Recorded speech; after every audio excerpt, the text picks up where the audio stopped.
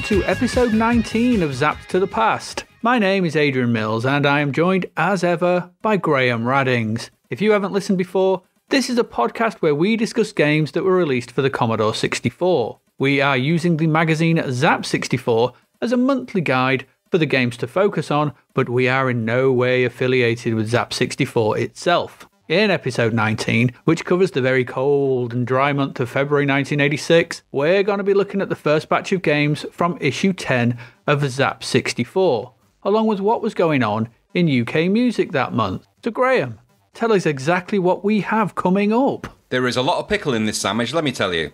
We live the life of a tennis ball in Bounder, eat things that would make a billy goat puke with Rambo, and do some good old-fashioned gunslinging with Outlaws. We suffer vector fatigue with Starion, duck and dive the boxing stupidity of Fight Night, and get all self-centered with Gyroscope. Unfortunately, Gertie Goose does try and drop a rotten egg into proceedings, but luckily for us, we throw grenades in one direction only with Commando. If only we ate green berets for breakfast, eh? A lot to look forward to there. So let's crack on. Yes, so our first game this month is a gold medal. We've got one back. I don't know if we had one last time, did we? Maybe. I can't remember. So it all seems so long ago. Maybe we did. It was Ball Blazer won it. It was a sizzler, but it was 98%. It was not weird. Gold medal, though. No, it wasn't a gold medal. So what's our first game? Our first game this month is Bounder, the first of 2 gold medals that were given this month. Bounder. Graham, Bounder? It surprised me. Yeah, it surprised me a little bit that it was gold medal. I mean, it's okay, but is it gold medal? Anyway, okay. You know what? You're a tennis ball. You ever been a tennis ball before? You are now. And the idea of the game is that you be the ball. And the idea of it is that there are complex courses of, I would hesitate to use the term islands, but there are sort of 2 layers to this world you're in. The top layer, which you can bounce upon, and there's little tiles that comprise this, and sort of you have to sort of navigate your way across the top layer to avoid plummeting to your tennis ball fiery doom in the bottom layer. Along the way, you've got little bits that you can bounce on. There's things that can speed you up and make you sort of bounce and for higher and for longer. And there are things that will hit you and cause you to perish. You have 7 balls, and that's your time limit to sort of get from bottom to top. It's kind of a continuously scrolling pace. There's a nice parallax effects on the scrolling, so it does actually feel like it's got a nice depth, which is quite nice. The graphics are actually pretty good in this game. The controls are okay for this game. It's not like it's problematic. It is, you are controlling a bouncing tennis ball, so you've got to get into the rhythm of the bounce and sort of understand that if you bounce, you can sort of, well, you can sort of push dance track. Get it forward in the rhythm of the bounce. I think it is. Anyway. Oh, yeah. But you can... the rhythm of the bounce. Of the bounce. I'm pretty sure that was not a tennis ball related song. Anyway, to cut a very long story short, there's not what you call a story premise to this game. You're a ball bouncing upwards on the screen to get to the end of the level, to then, once you get to the end of the level, you can go to the next level. Eventually you get to bonus levels where you can sort of bounce around and accumulate score. And there are plenty of things in this game that make it difficult. Now, that's the game, and it's good fun, and it's quite interesting, and it's unusual, and those are all good things. I found it to be quite sort of pleasant. I have actually written the words pleasant, bouncing fun. It was just unusual. What were you watching? It's pleasant, bouncing fun. There's nice depth. The scrolling effect's good. It's smooth scrolling. It's not juddery, and it's not flickery, and it doesn't have those kind of issues. It is hard. The game is tough, and that's one of the things that is. In fact, it's tough and punishing. The music was, I've called it twinkly twee. It just about gets away with it, just about, but it slowly over time, it wouldn't probably annihilate your sense of well-being. The problem with all these games, the trouble is it's just an endless kind of repetition of the same thing. So I had fun playing it, but I could see if I was going to do that for 100 levels, I might very well rethink the plan. I think there's only actually 10. But I don't think you'd get to level, I had trouble getting to level 2. No, it's very hard. And it had this annoying knack. Did you meet the instant death problem where it spawned you into instant death? So so I encountered that a few times, which is quite frustrating. So I've put playable but repetitive. That is not something you want to put on the box, but that was my take on it. So I enjoyed it. I think there's another version of this that's actually better than this with better music and everything. So this is kind of I just don't get how it got gold medal when things like where the Exploding Fist didn't. But that's my take. That's my... Sorry. It haunts me to this day. Like dogs with bones. We ain't letting that one go. No, we're not going to let it go. So why? Why? Where the Exploding Fist... This scored 97%. I have I don't quite get why it did. That seems very alarmingly high for something that's so really annoying and hard. But there is fun to be had in here, and it is unusual. But what did you think? Yeah, I mean, I'm pretty much... I mean, there is another one. There's obviously the sequel, Rebounder, which comes somewhere down the line. Yes. Ironically, just as an aside, I had a quick look around on this sort of thing, and on the Wikipedia page, they have the front cover of this. And on the front cover, it says, and it's on the front cover, there's a little side thing that says it includes a free copy of Metabolist. Instantly, it's like, this should never have got a gold medal if it came with that crap.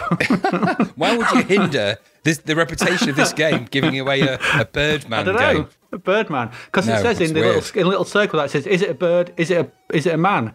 Neither of which has a question mark with either sort of thing, so I don't know if it's a statement or whatever. Anyway, that's an aside regarding... No, it's the bird of it's the mind of a bird in the bird of a man. Even giving that away for free isn't good. It's not, no. But that made me laugh anyway. That's just on the Wikipedia, which I saw. It's just come out. Maybe it was a later release. I don't know. I don't know. Anyway, Bounder. Is this a platformer? I don't know. Maybe. So it's top-down tennis ball. Ironically, you know what this made me think of, sort of thing? Because the only other game I know that sort of kind of does something similar to this in a similar sort of way, not gameplay or anything like that, but setting-wise, is could you imagine if Bioshock Infinite did this? Because you're floating, you're on a city floating in the clouds, and if you were just that guy sort of thing, and all you could do is just bounce up and down, and that's how you had to navigate Bioshock Infinite. Your circle may not have remained unbroken if you played it that. Let me tell you, that kind of music for Bioshock would have lasted long like that. Yeah, well, you know, there's a bird in that. Maybe it's the Metabolist connection. Anyway, yes, you play a tennis ball. Very strange to play a tennis ball, and you know it's a as you said, this is pretty simple to control. It's just a joystick, isn't it? Yeah, it's just straightforward stuff. There's no buttons, which is nice because obviously it is continuously bouncing, continuously scrolling. It is a real challenging game. There's no two ways around that. It is pretty addictive, and I think you're right. The music, I maybe a little bit more lenient. I don't mind the music. It does skirt. It is twee. It's twinkly twee though. It's got that kind of kind of thing. But it's okay. It fits. I don't mind. The visuals are nice. They're bright. They're chunky. They're colourful. There is a very nice, parallax scrolling effect to give that sense of depth to the the distance. And the actual ball itself is really well animated. It's a really nicely animated tennis ball. I mean, it's not going to do much, but I found the it's nicely animated balls. Yeah, we do like a good animated ball. Absolutely, who doesn't? Especially one spinning up and down, up and down. But yeah, so there's weird things in the background though. I'm still to this day not sure what that. You know when you very first started, there's that big floating thing coming towards you. Yes. What is it? I don't think it should ever be known. I don't know either. I mean, there's some nice, the annoying. I got to where did I get to? I think somewhere midway through level 3, which wasn't too bad. That's pretty good going. Yeah, that's okay. I was always pretty decent as I was quite. Only Kevin Keegan got to level 4. Said that in the review. Kevin Keegan says I can get to level 4. Even with my hair. It appealed to him. Keegan approves. It has the Keegan stamp. It's just a round image, like a logo with his head in it going, yes, 2 thumbs. It has the KKOK. Be careful. I know. That's not what they wanted. So it is very good. I think it is a really, really good game. Is it gold medal material? I was, even back at the day, I was quite surprised it got a gold medal. I can kind of see why it did, because it's unlike anything else. They kind of like, I think, Zap always seemed to like arcade-ness done originally, in an original way. And this has that in spades sort of thing. There's very little like it. We've seen so many bloody platform games that, by putting it on the top and view, top down view sort of thing, and that constant orthographic is the word I think you're looking for. Yeah, it is orthographic. That's correct. Thanks. Sorry, I was looking at the Wikipedia entry.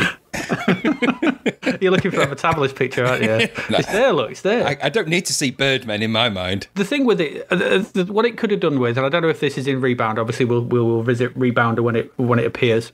It needed just a little bit more leniency in its collision detection. Absolutely. Quite often, you'll think you've skirted around the edge of a mountain, or whatever those sort of hillocks are, and it'll catch you and you'll explode. But I'm sure I got past that. And I also don't think that you've got the question marks. So the question marks can be, they can either be a bonus ball, extra time, bonus bounces, whatever. It should never be bad. No, or it can be instant death. Teeth chomping you, dart puncturing you. That's bad. The bonuses should be bonuses, because what that then makes the player do is not use them. Yes. So you kind of you learn quickly, well, I'm not trusting that because I don't know what's going to happen. I like the idea of it. Thing. I like the idea that, you can take the chance if you want. It's a bit like when you take a chance card in Monopoly, you don't have to. Well, no, you do have to. Ignore what I'm saying. I'm talking crazy. Yeah, absolutely. Stupid chance squares that ruined my game with their teeth stompery. Yeah, it's silly sort of thing. They should have been, maybe a simple way of doing it sort of thing would have been having them maybe flash from green to red, and try to time your bounce to land on the green. Something simple like that. Why did you write in? Dear Zap. Because I was 13 and I didn't know they were making it, and I didn't know the address for Gremlin Graphics, even though it was on the case for Metabolist. I don't know. 1 Gremlin Square, London. Why did it get there? You've probably got a letter back now. Dear Adrian Mills, thank you for your letter 30 years ago. Thank you for your suggestion of green and red tiles. The reason we couldn't do this... In answer, my favourite meal is chips. Thanks for your letter, Marge. Right, Bounder. It's led us down a Ringo Starr Simpsons alleyway. And Bioshock Infinite. Who thought of that? No one wants to go down Ringo Scar. Ringo Scar is the dangerous... Ringo Scar. It's the dangerous gangster equivalent. No one wants to go down his road. I play your drums hard. I play your drums, but not in time. I play my own time. Ringo Scar. Either that or he plays it slightly offbeat. Because he's a Scar. Yeah, Ringo Scar band. Yeah, he could be. Yeah, he could do that. Bounder.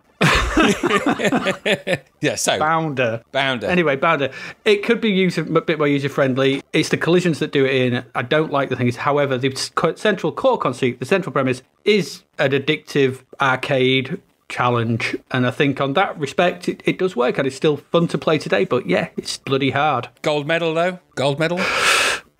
Probably not. Probably not. No way. No. It's not a gold medal. I'm taking that medal back. I'm not having a gold medal. Giving it to Exploding Fist. You can have a silver medal, but you're not having gold. No. To me, I always thought Bounder was, it's a sizzler all day long. Yeah. If we're looking at those kind of things. Because it really is. It's really good. And it's really good at what it does. But is it a gold medal? Probably not. But I think, I don't know. It's probably, like I said, originality, arcade challenge. It is original. They were really up, Zapp's arcade alley. I don't know what you want to call it. Good way of putting it, I think. Yeah, that's why I say it. Sort of thing. But, it's not, in no way are we saying that Bounder is a bad game. It's a very good game. And I still think it pretty much works today because there's still not very much like it, is there? No, I mean... it's not something that's been done much. Didn't we famously get one of your game student groups to remake Rebounder or Bounder? We did, yes. They did. Yeah, they did a very good version of it as well. Which means that there is, like you say, the central conceit works. It is hard. It's perhaps too hard. It suffers from too hardism. And there's certain industries where that's welcome, but this is not one of them. What were you watching when you were perfectly bouncing? It's left all this on your mind. Too many bouncing balls. Too many bouncing balls. So there you go. That's Bounder. It is good, and we do recommend it sort of thing, but be prepared for quite the challenge should you endeavour to play it. There you go. So let's move on.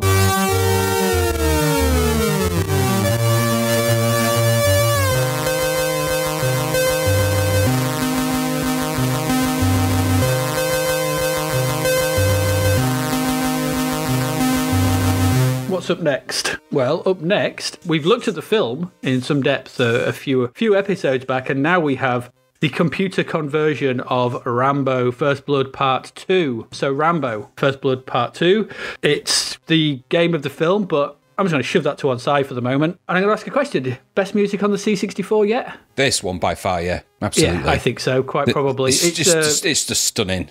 Just it is all round. Stunning. That loading to title screen music, it's just everything about it. Title screen music, Galway was on, has obviously just reached another peak at this point. It's just astonishing, and there's a reason why we use many of the Rambo interstitials for this podcast, because it's so good. It is. It just is. It is. Mm-hmm. Yeah, I put everything is above and beyond what has gone before in tone, mood, and quality. It's just like the way it sort of sags out of the main tune on the title screen, that drop in tempo, doom, doom, doom, doom, as it just comes up to the end.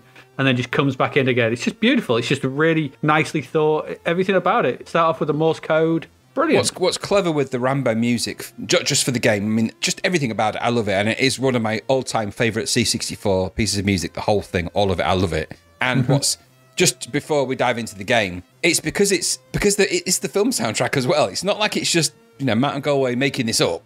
There's some of the stuff he has made up and some of the stuff is completely unique to the game, which is amazing. But some of it is straight from the film, and it still sounds really good. You've got to love that. You've got to love that. Yeah, it is, because we're going to look at one a little bit later on, and maybe I think in next week, where not quite so good. Doesn't go according to plan. Even though the game is actually based on the music of the film. I know exactly what you're talking about. But we'll get there. Talk about that when we get there. We'll get there. Oh, we'll get there. Yeah, so there you go. We love the music to Rambo, and I think that's important to talk about because the game, it's not that great. And I owned this at the time. We owned this at the time because, of course, we did. My brother was a big Rambo fan, and he went and bought it. And you kind of, you told yourself, this is really great. I'm loving this. But there's problems with this game. Well, so this game is split into 3 sections, and essentially what you have here is a Commando variant. So you play John Rambo running around the Vietnamese jungle, shooting stuff, while loads and loads of Viet Cong charge about randomly, shooting bullets at you, and you can kill them. Your first part of this game is to get to the camp, so you move upwards. The thing with this, at least as over Commando, is it's multi-scrolling, so you can scroll up, down, left, right, and diagonals, so that's quite nice. And the scrolling is nice. It's nice and smooth. Visuals are nice and bright. Samey. Well, it's a jungle. Yeah, and it does follow the plot of the film. It does, yes. You get to the camp. You have to equip your knife, and you cut the guy away, and then you progress upwards. You find the helicopter. You come back, and then section 2. You fly back to the camp, run across, cut open the bars to release the rest of the prisoners of war, who all trudge on out. And great bit of music when that happens, though. It is a very good bit of music at that, and but it's handy that all the Viet Cong at this point just disappear and allow you to then run back to the helicopter. At which point you get chased by the gunship, and you've got to make it all the way to the top and land, and game over. And that's it. 3 sections. It's not very long to complete this. You could probably do it in about 5 minutes. Yeah. I completed it on this playthrough, which was quite nice. Yeah. The old skills came back, going left to right. Left loop, right loop when you get chased by the helicopter. Yeah.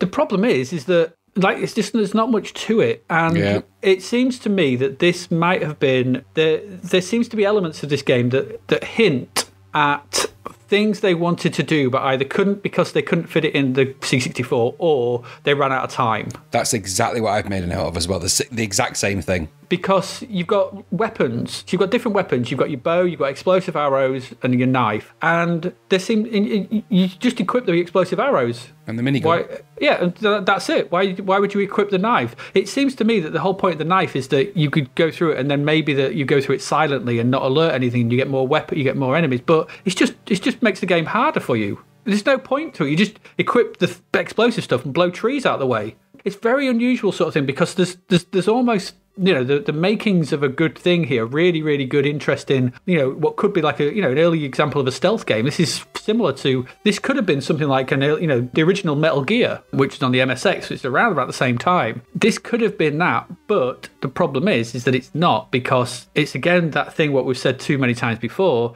There's just too many enemies on screen, randomly charging about. If this had been a bit of a stealth game, where you had to go in with your knife and work your way through and try and rescue the prisoners, not get seen, and what have you, then this could have been quite interesting. And then for that second section where you had to blast your way out, it becomes this big blastathon. But that first section should have been stealthy, and it didn't have to. You just wander up with the big blowing stuff up. I don't know. It's okay, and it looks nice. Rambo looks like Rambo, but the Viet Cong are a bit weird, and they're a bit odd, and animation-wise sort of thing. But I don't know. It just feels to me like it's either they had bigger plans for it, and they had to get it out nearer, as close to the release of the film as possible, or they just couldn't do what they wanted to do in the C64's memory. I don't know. Sounds like you thought the same.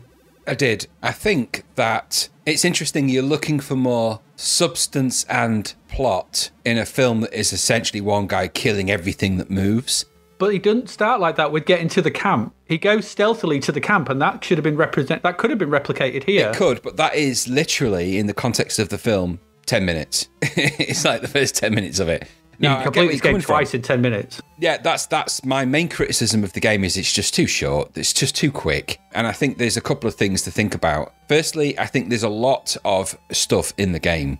Graphics are good. There's a lot of graphics. There's a lot of stuff going on. There's a lot of animes. There's loads of music. And I think that has a part to play. I think the ambitions of the game are clear. And I rightly think you've spotted the fact that I think the truth is that the game was a toned down version of Commando, essentially. And I say toned down because they clearly had ambitions for all of the weapon types and everything else. And in reality, it doesn't make a difference. So I think you're right. I think they wanted to make a bigger game, and they've got 64K, and probably at least 20K of that is Martin Galway's music. So, yeah, probably, yeah. So I think they were restricted in what they could really come up with, and I think pressure, the real pressure here is the time. This was a licensed game. Commando, Udes Wins, and a few others were already lurking around, so you weren't going to get anywhere. It was just a I say bandwagon. It's a big license, but it's a weird license, isn't it? Because the film wouldn't have been able to have been seen by half the people that this game is aimed at. Probably, really, yeah. because Rambo was at least the equivalent now, but it must have been an 18 or a 15 to 18 at least at the time. Whatever the equivalent was. I think it was a 15. So back then, the kids would have heard of Rambo, which is why I think it goes to the core of the film. So it goes for shooting, blowing things up and exploding, because that's really the only clips that people who have engaged with the film, all of the messaging inside of Rambo around the Vietnamese soldiers and the prison of war and all of that stuff is completely elided by this game. And in actuality, the only interesting bit in it is where you go and find the camp, which is over within about 5 seconds. After that, the helicopter chases are kind of redundant. And because they're so easy to get out of, and even though you're being chased by that hind helicopter, it's not difficult to avoid. In fact, there's bugs in the game that allow you to cheat and just get past it. So I think Rambo's the game. Funny enough, this is the one time when the score from Zapped is about right, because they gave it 65. Yeah. And I agree. I think if this had all the makings of if it had just stuck to its guns, had 8 levels more maybe, and thought about it like Who Dares Wins 2, and just instead of going for the kind of, they got the initial bit really right, and then everything else fell apart. So there's a great first 3 minutes of this game. After that, it's a bit quick and easy. And once you've done it, you've done it. The repeat value is, the only good thing in this is that listening to all the little bits of music and stuff all the way through the game, trying to navigate, and of course that high score music, and it's a game that's elevated by that. This would easily be 50% or less if it wasn't for the fact that it was Rambo, and it wasn't for the fact that Martin Galway did an amazing score. This wouldn't even be 65%. So I like it, and always have, because I like Rambo. This is just disappointing that they didn't really put more thought into what could have been something really special, wasn't in the end. And what I also found a bit weird sort of thing was, I thought presentationally, from the opening sort of thing, it kind of presents itself as some kind of arcade game. Yes. With that sort of title screen and the big long big long title thing, and how you put your name in. This is it's similar to Hypersports. Is what they did with Hypersports. I think it's the Hypersports engine behind it. That's why. I think it is. Yeah. I mean, it's the same guy, isn't it? Dave Collier. Yeah. Is it the same guy? Hypersports engine, which is weird if you think about it. I'd like to see Rambo doing a javelin. He'd be good at that. Probably would. He'd be really, really good at the skeet shooting. It would be awesome. But he'd probably use an M16 and probably be cheating a bit.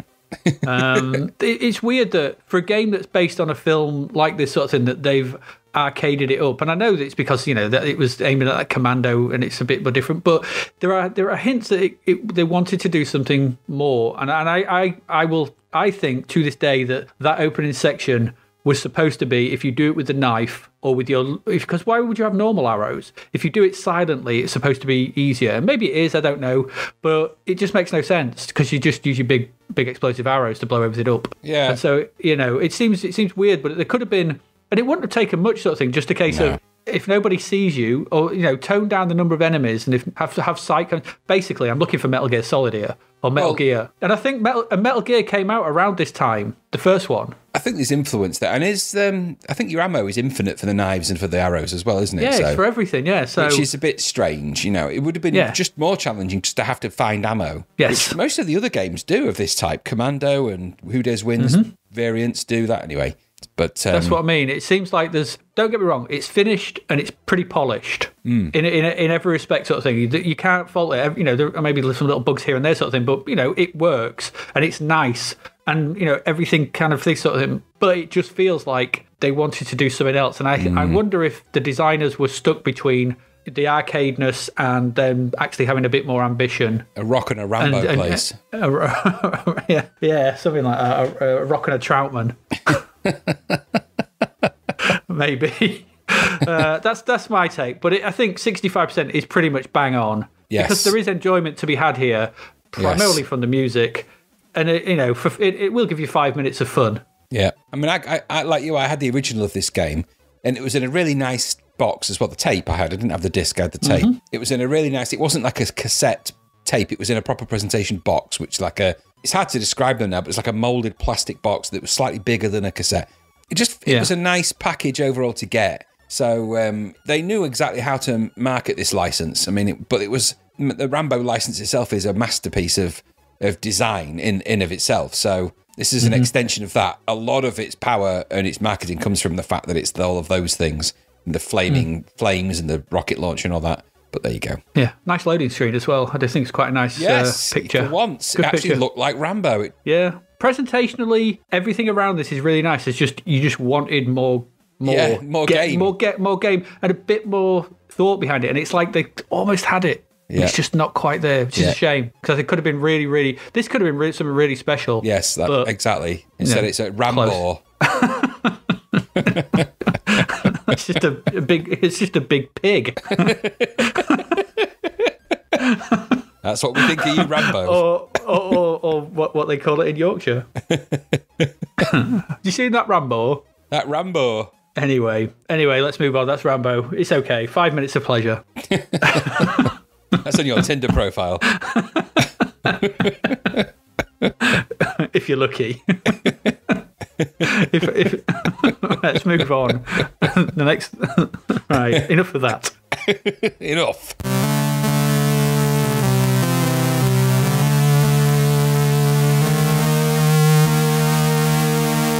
So, our next game. Yeah. Well, Rambo was playable. This was, so our next game is Outlaws from Ultimate, another Ultimate dreg. Yes. I thought so. Graham, what did you think? This is an Ultimate game. This is Outlaws. Tell us all about Outlaws. Outlaws. So you play a guy called Lone Rider, and you ride from left. It's a side-scrolling game. You go side-scrolling to the left on your horse, side-scrolling to the right on your horse, periodically attacked by people on horseback, and you can duck or shoot. And there you go. That's that game.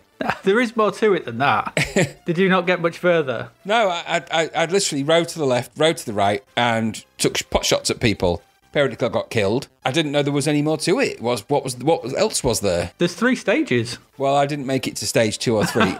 Did you get to the house? No, I didn't, and I'll tell you why. Because I didn't like it. I didn't like the premise of it. I didn't like the game. It felt. Well, I mean, I don't know what's going on with Ultimate on the Commodore 64. This just felt cheap and quite badly done. Repetitive, annoying, all of the things that we've criticised Ultimate games for. They just seem to be getting worse, not better. And I don't quite get it. They seem to be mostly the same. I was attacked by almost always the same things. Every now and again, a different thing. I just wasn't sure why this game persisted. I thought to myself, there must be more to it. Maybe you jump out and there's duels and there's stuff like that to be had. But it's still going to be left to right, walking around. If I'm not on horseback and walking around shooting stuff. It was boring. There just seemed to be no point to what I was doing. A game like this needs a point. I was just Lone Rider shooting stuff, which is fine. It's a shoot 'em up, and I get that. But it was just boring. There just seemed to be no reason for me to be doing what I'm doing. If there was get through the levels and get the shining, sheriff's badge for this, if this was Westworld, the game, I could have kind of got into it, I think. And not modern Westworld. I'm going back to the Yul Brynner, the real Westworld. Not the stupid, ridiculous one that they've got now, the original. But you know what? I just found it, I've described it as a dull, difficult-ish shooter that lacked imagination, revolved around a very simple central mechanic that became tedious very quickly.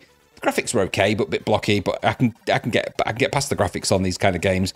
But it's just that, and the daft, annoying music. Ultimate, you need to learn about not putting stupid music in your games. Interestingly enough, there's a game that we come to later with the craziest music in it, which I'll talk about. But this one, I just found it dull. And I think 35% was generous, but that's me. Okay, so there are 3 stages to this game. Dullest. Yeah, so the first stage, what you're in sort of thing. Now, the thing is, I don't know if you realise you could make your horse jump. So if you push up when you're riding sort of thing, you can jump, and there's a tree in the way. So you go to the right. If you jump over the tree, you get to like a homestead where there are a load of people holed up, and you have to shoot them. Why would you realise that? Because we played it, and then we got over that bit, and we found them sort of thing. So you shoot them. Actually, there's 4 of them. There's 3 at the windows and 1 in the doorway. You shoot them. Shoot 3 of them. You get to the next stage.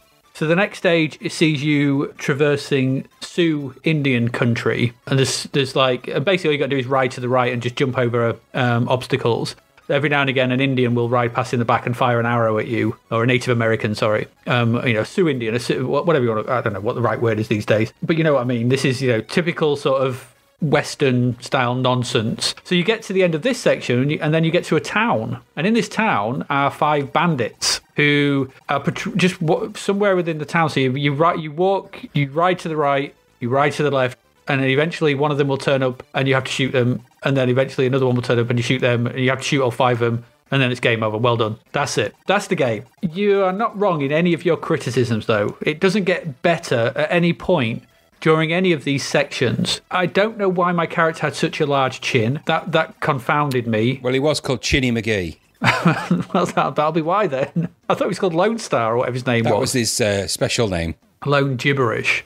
Lone idiot. It's Lone like an ultimately rubbish experience due to awful controls and unresponsiveness. Yeah, it's just not good, is it? I don't know what's happened to Ultimate. Ultimate is supposed to... Everyone remembers Ultimate as this powerhouse of a software studio, but I've not seen anything on the 64 that's been of any decent stuff whatsoever. I mean, there's a little bit of... So there's something special, annoying they may be, about the Entombed games and the other, the Staff of Kanath and those in the sequence. They're not my cup of tea necessarily. I quite liked Entombed, but they're not my cup of tea generally. This one is totally different to them, but it suffers from the same problem as them. Pointlessness. Same awful blocky sprites as well, and backdrops are okay, and it's that weird. They've got that weird.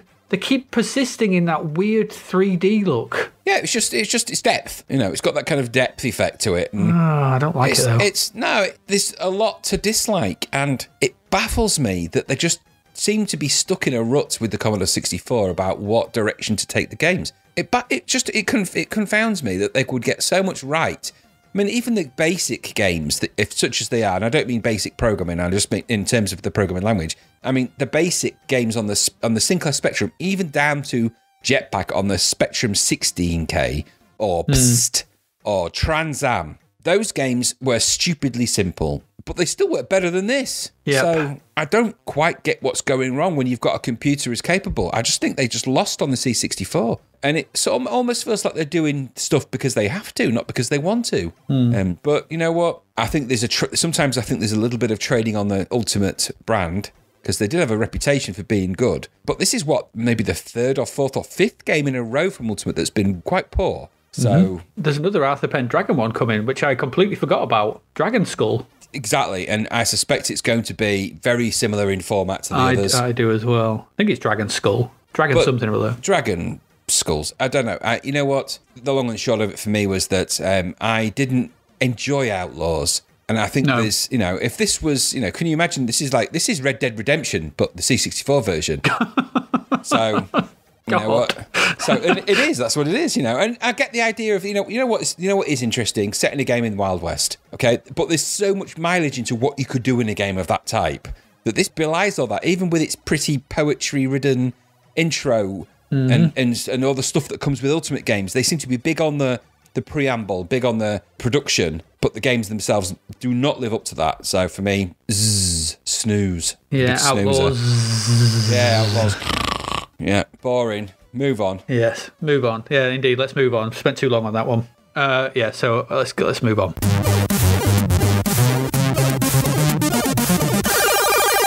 Yeah, our last game in this section, I don't think it gets much better. No. It might even get a little bit worse. Is Starion. I'm just gonna start this sort of thing with the Miyagi rating, and it's Starry off. Starion, Starry off. This is, Mr. Miyagi has spoken here. This is not a good one. So, what is Starion? Starion is a time-traveling vector graphic 3D shoot 'em up. Oh, those are exciting 3D. Words. I know they are. None of them apply to Starion, though. It's a conversion that should have stayed on the other computers. It came from the Amstrad, it came from the Spectrum, and those computers can do vector graphics okay. Yeah. The 664 does not. Stop doing it. So there's a big game here sort of thing, because there's lots and lots of sectors and things to go through, and you've got to travel through time and shoot stuff in space, and there's some nonsense about shooting things to collect letters and solve an anagram and then work out which time zone that anagram corresponds to, sorry. And that's great, it sounds quite interesting sort of thing. But the problem is that the actual meat of the game, the gameplay, shall we say, is so drab, dull, slow, and boring. Just no, it's just awful. I don't know, and I've never seen, because it runs like treacle, and I've never seen lasers fire so slowly. There was the worst laser effect I've seen. Slow, yeah. And I've been on Safari. It's just dreadful. I didn't know if I was shooting stuff, and then those letters coalesce, and you fly through them, and no, this was a big turn off for me. I didn't like this. I didn't like the advert when we looked at it. I thought we knew what was going to come. We knew this was some vector graphic nonsense. The C64 doesn't do vector graphics very well, and it all adds up to bad game, in my opinion. Did you enjoy your time traveling shenanigans with Starion? No, I didn't. The game's funny enough. You're a pilot of the Starion. The game's set in 2010. I know it is. Which explains a great deal, because I was alive in 2010. I can tell you that slow-moving vector graphics were not a strong point of anything. They were pretty fast by then. Long and the short of this game is, let's just cut to the chase. It's just vector graphics. The C64 doesn't do them very well. So what you end up with is juddery stars, juddery space, juddery lasers, slow, ploddy, slow, rubbish gameplay, and it ruins it. If the game needs to be twice as fast to be playable, and when you don't have that frame rate, nothing is more depressing than flying through space like this. It is bleak. It's just slow. It makes space travel seem. I mean, I know it would be quite bleak anyway, but it just seems pointlessly difficult. When you're shooting at things, it's annoyingly hard because of the slowness, things judder around. So 1 minute it's in your line of sight, the next minute it's 70 pixels to the left, and it's just annoying. So no, the music was crazy in this game. It is crazy. What was the music? I can't remember it. You get a really wild version of Ride of the Valkyries, which is weird enough. It's not as good as the Black Hawk version, but it's okay. But then it goes into and this is the first time I've ever come across this in a game, and I recommend you just load it up and play it just to hear this, and just you have to wait a bit. There's like a mad prog rock keyboard solo in the music, and I mean, I reckon like a real prog rock, kind of real, proper, real Rush, circa 1975, maybe 78, proper prog rock keyboard solo in here, and it really surprised me. And I actually had it in the background, and I was writing my notes, and then I nipped off to the loo, came back, and I noticed it. I was like, "What the heck is that?" So in there, for some reason, there's Kim Crimson stepped in to the music and they're like, you know what, this game's rubbish and the vectors are awful. We're going to change people's perceptions. So Emerson, Lake and Palmer turned up. Honestly, there's a mad keyboardy, proper synth sounding, like late to mid 70s sounding synth, proper prog rock synth. Do check it out for that. The rest of the game is absolute dog egg. Not worth the time of day. Starion is a generous description, and people paid £10 for this. They won't hang in if they did that. It's wrong.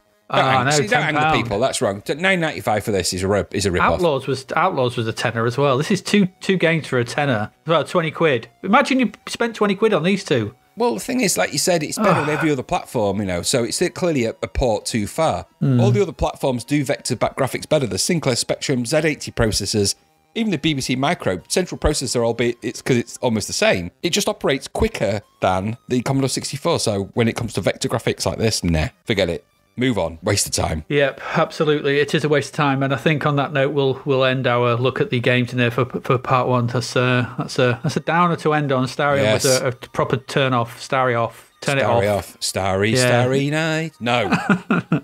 Good night, Starion. Good night. Good night. Right. Yeah. So on that note, we'll end there. We'll be back in a brief moment where we will be looking at what was going on in music in February 1986. So stay with us.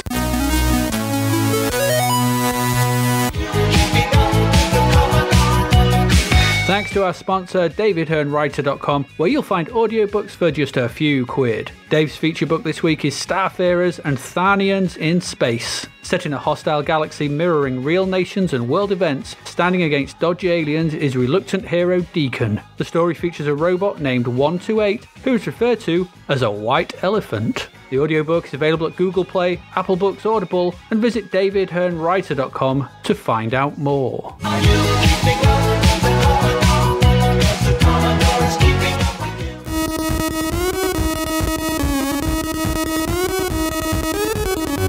Welcome back. Right. Music in February 1986. What was going on? What were we listening to? What was the UK listening to? Well, the UK was listening to primarily two things all month. Two things. We had a number one single that was number one all month. Previously, we'd had The Joys of West End Girls by Pet Shop Boys and Sun Always Shines on TV by Aha. Going into February, we have When the Going Gets Tough, The Tough Get Going by Billy Ocean. Number one all month.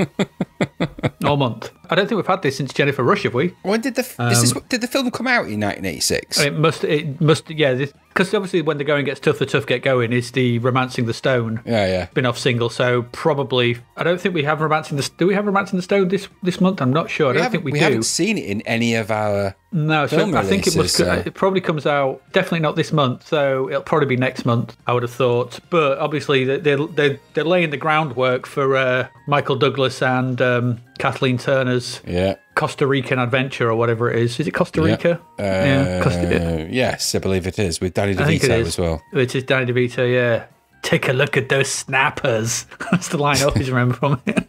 When he's got his crocodile. You do better. I don't remember anything about it other than the fact Danny DeVito. That's Danny DeVito's brother, who's after the El Corazon, the heart. Oh, I remember he chops her high heels off with his machete knife, as much as I remember. He does. We'll talk about that film when we hit it, sort of thing. But this is this song. Billy Ocean has I'm not a Billy Ocean. It's a great tune. I do like this song. I have to say, I like the video with them, singing backing vocals. It had the three of them in the white suits, I think, didn't it? And they were all singing backing vocals. Yeah. This is as film songs go. This is a pretty decent one, I think. I quite like this. I've got nothing bad to say about this. I don't know if you like it or not, but it's fine. Yeah, it's all right. It's it's a fun tune, shall we say? I don't think it needs to be number one all month though. Well, I think it's the only reason it's number one all month is because there's nothing else that challenged it. Yeah, probably. And because number one album came back to number one. We've already covered this and we've looked at this before, but it was all month. Dire Straits, Brothers in Arms. Why did that come back? Because I think there was a single released. I can't remember, right. But I think they had a single off it come out, and obviously then it just went straight back in at number one. Everyone went and bought it again, and this was its 41st week at the beginning of February in the charts. So to be number one again after 41 weeks in the charts, that's pretty good going. Yeah, must be something about it. That album was massive. It was huge. It was. But even then, so even so, said it before, said it again. Not my cup of tea.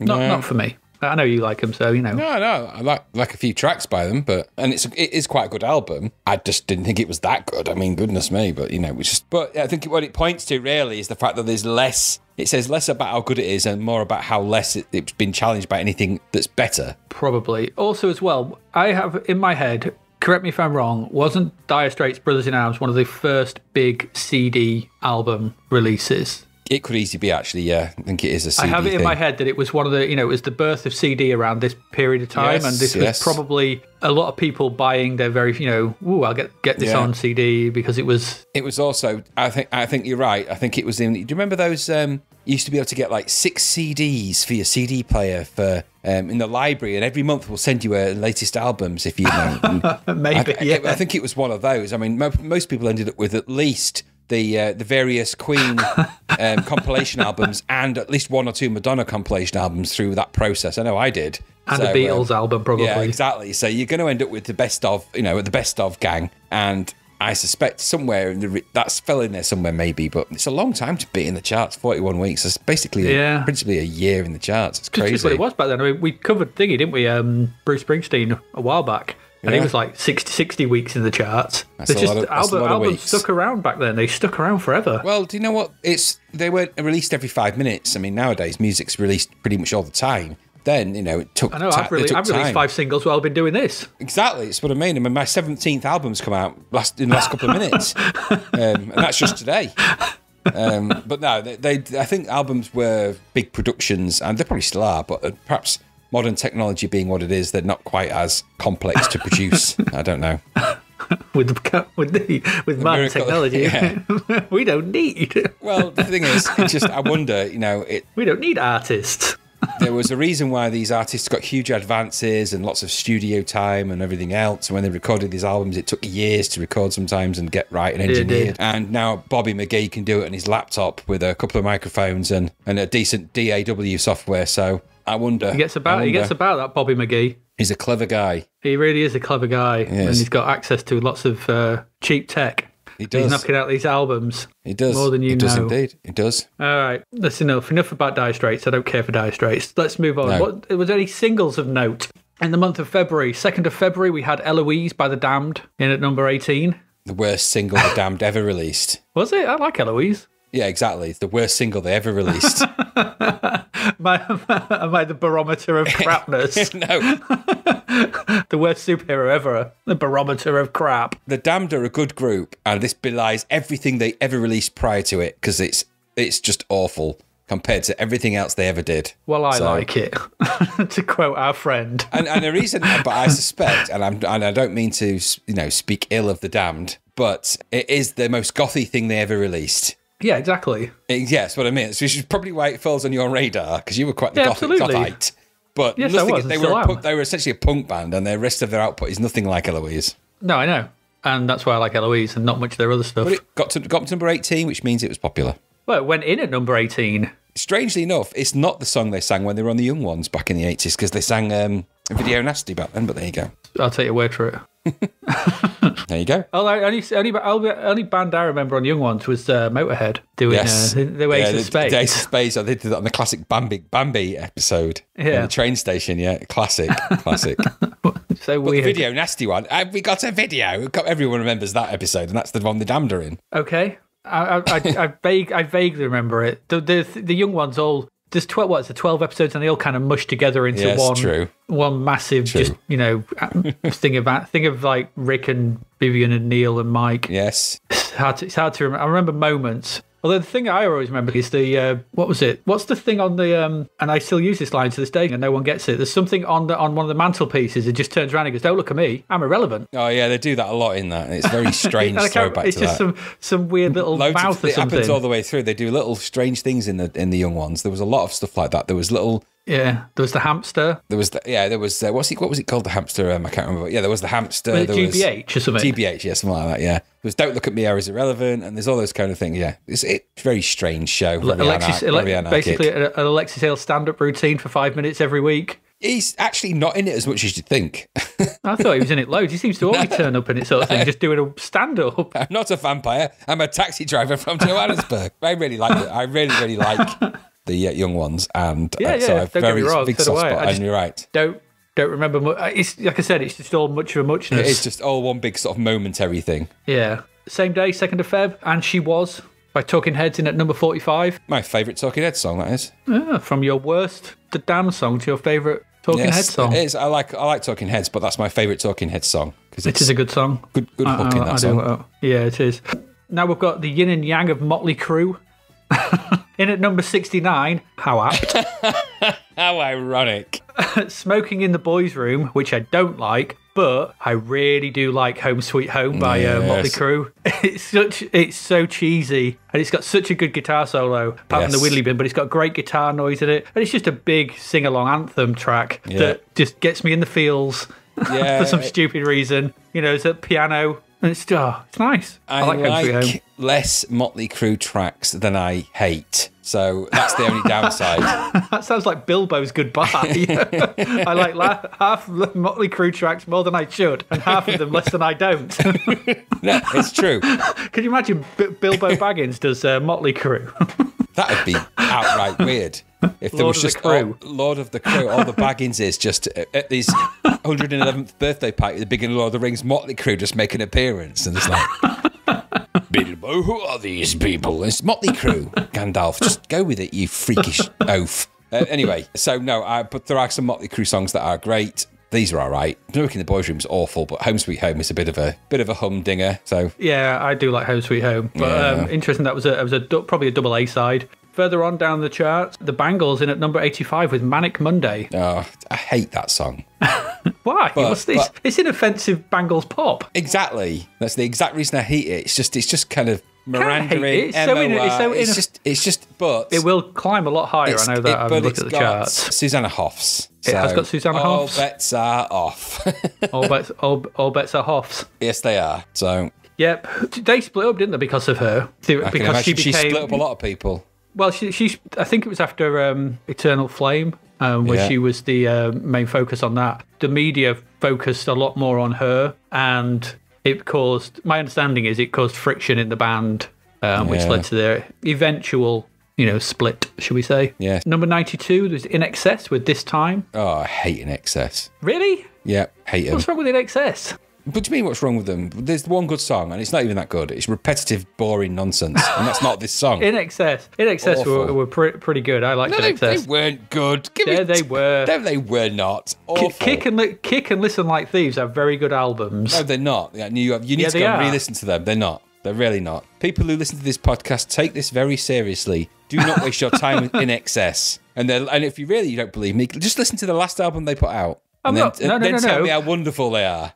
Their early stuff, things like Shibuya Bar and stuff like that, I have time for. But Listen Like Thieves and Kick, No, good stuff. no. Boring, like them. repetitive gush nonsense. Well, at least Okay. we can agree on the next one. Let's move on. 16th Feb. There was nothing on the 9th of Feb that I found of any interest. 16th of Feb, we had Stripped by Depeche Mode in at number 23. Yeah, I like that track by Depeche Mode. you can't go wrong with a bit of Depeche Mode, really. No, you Actually, I can't. recently realised, by the way, it's not Depeche. Is it Depeche? It's Depeche Mode. Yes, it is. Depeche Mode? Yes. I'm not saying Depeche Mode. I was watching a Top of the Pops special with Dave Gahan, who said it's pronounced Depeche. Yeah, but it's Dave Gahan. Yes, It's not how you pronounce his name. Dave Gahan said it was Gahan. Depeche. So it's Depeche Gahan. Mode. It's I've always called it Depeche Mode, like you called it Depeche Mode, and I'm maybe going to the people continue out to there call it do Depeche too. Mode. But it's Depeche, No, I'm not calling it which Depeche. makes sense, really, because is what it's. It's just Depeche, really, but Depeche is like the gangster version. It's Depeche Mode. You Depeche. Capiche Mode. Yeah, Capiche. You're Capiche Mode. Capiche. Anyway, it's a good song regardless. It is a good one. Stripped. Yes, we do like that. 23rd of Feb. In at number 7 was one of those bands that I never could get on with, sort of thing. I don't know if you ever did. Kind of an image band, should we say. There was Love Missile F111 by Sig Sig Sputnik. No. They were just a great big marketing exercise, and it was wasted on me, I'm afraid. Yeah, it was me as well. Even at the time, I didn't buy into them. No, they were considered the most expensively produced band of all time at that point, because they just had money thrown at them because they were just an image being sold out there in the world, and this is just awful. So nonsense. Yeah. I didn't like them. No. And then at number 26, Hounds of Love by Kate Bush, who we've eulogised about in the past. Yeah, classic Kate Bush. And we do like Kate Bush. So that's that. That's your singles for the month of February. What do we have for albums? You're not going to like 2nd of Feb because we've got Listen Like Thieves by In Excess. No, rubbish. It's not. It's in at number 82. The thing what I found interesting about those is that, In Excess would go on to become massive. They were very they were popular. huge, and it's just weird sort of thing that this album comes in at number 82, and Listen Like Thieves would go on to become quite a big album. It's just interesting that it came in at Back in that those early point, days, so. people in the 80s knew what they were listening to, and then later down there, their brains were mind washed with mind rubbers, and they forgot what it was actually like. And it's just, I've never got on with In Excess. I haven't, and it's because I find the songs just pitifully, disparagingly, repetitively annoying. That said, you know what? It got in at number 82, and there was a time when they became crazy popular. I think it was around the time he was They had dating an album go straight in at number 1. Yeah, dating Kylie Minogue as well, and he was rock star. The guy, I mean, don't get me wrong, the lead Michael singer of In Hutchins. Excess, Michael Hutchins, is a very charismatic, great rock star persona. But that's all they had as far as I could see, So, but there you go. Anyway, there it is, 82. Next week on We Hate in Excess. Next week for reasons why not to like in excess. Next week on Zapped in Excess. Right, 9th of February. Well, in at number 23 was Jonathan King's Entertainment USA with various artists on it. I don't know what it is. Dear. Told you, just compilation albums. Compilation madness. I never knew much about Jonathan King. The only thing I knew him from was from Entertainment USA. Same. But I went and had a look, and he's got quite a varied and illustrious musical career behind him. None of which I can remember right now. And he ended up in jail. Well, you know. Yes, he did. Yeah, he did. Horrible things. Yeah, he did. Let's move on. I'm just saying, this is just a weird thing, sort of thing, because obviously this was we were saying about compilation albums, and this was just a compilation album based on his TV show. Well, do you know, the one thing I will say, because aside from, whatever happened with Jonathan King, it's not our podcast to dive into that crazy world. However, that show that he had was the one place you could almost guarantee to see really early movie trailers. And, Entertainment USA. Yeah, every now and again you'd see like a movie trailer that something wasn't even going to be released in, because it's easy to think now that movies are released everywhere at the same time. Back then, it might be a year before it was released in the UK when it was released in the USA. Yeah. And so when you saw these early trailers, sometimes you were like, oh my God, that looks amazing. I think it was them that showed the Revenge of the Jedi trailer in the UK for the first time before it was obviously turned into Return of the Jedi. But I'm pretty sure that was on Entertainment USA, and everyone was salivating at the thought of quite possibly. And there was that amazing shot in that trailer when Luke Skywalker's dressed all in black, and he's actually in the film, obviously he's off to see Darth Vader, but he's stood next to the Imperial Guards and he's near Darth Vader, and the panic it caused in 1980, whatever. that can't be. It can't be, because that was like 1983. Oh, stupid timelines have all got crossed over. It was on for a long time before that. We sometimes have to stop Graham, sort of thing, and just feed him his medicine, but pat his head a little bit and calm him down. And we just let him go off on his little rants. For some reason, I'm pretty sure I saw that, but I could be wrong. We did. We had that trailer. We had a dodgy bootleg copy of Empire Strikes Back that my brother got from somewhere in London through the post, and on the front of that there was the Revenge of the Jedi trailer, and it had that. It was a load of still images, though. It was all made up of still images. There was Han on the pole about to go on the fire for the Ewoks. I remember that shot, but there was Luke next to Vader as they're going up in the escalator, all in black, and so I do remember that the trailer. Escalator. Not the escalator, in the lift. I want it to be an escalator, though, because that would be so good. Like just the Emperor cackling in the background. Well, Vader wouldn't be able to go up on the escalator, sort of thing, because his cloak is going to get caught. I'm also going to say, be like, Luke, hold on to the handrail. Stand behind the yellow. Things are dangerous. Stand clear of the yellow line. Don't teeter on the edge, Luke. Only now can you experience the full power of lifts. Oh dear. Anyway, yes. So Jonathan King's Entertainment USA, number 23. In at number 71 was Radio by LL Cool J. That was of note. I know nothing about LL Cool J apart from he sang some songs, and he was in Deep Blue.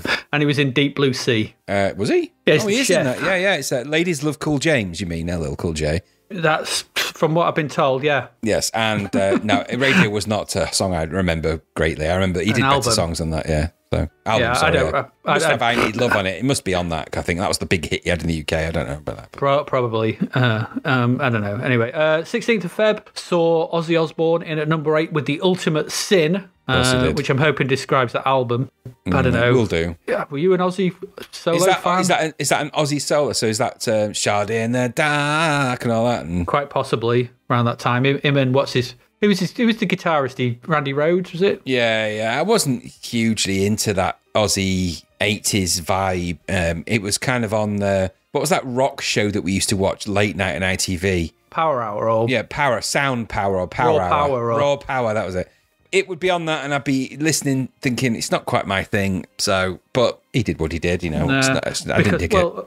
A week later... No, am I right in thinking sort of thing? I can't remember. I don't know these, but Seventh Star by Black Sabbath came out. That went at number 27, the 23rd of February. No, was Ozzy Osbourne in Black Sabbath or was he in Deep Purple? Which one was it? He's in Sabbath. Is he in Sabbath? Yeah. It's weird that they would release an album within a week of each other. Well, I don't know that Ozzy was in Sabbath at that point. No, I don't think he was. That's what I saw. Maybe he was. I mean, I don't know. Somebody who may be into Black Sabbath and Ozzy Osbourne might be able to tell us correctly. I could always Wikipedia it. It's definitely Ozzy Osbourne was definitely in Black Sabbath. He was. I couldn't remember. I know he was the voice of one of those big the original, sort of 70s, early 80s members. bands. It's Ozzy Osbourne, Tony Iommi. I want to say was James Ronnie Dio in? Anyway, I don't know.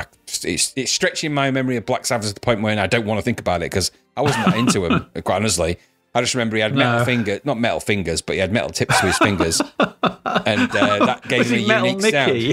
He had metal tips to his fingers, didn't he?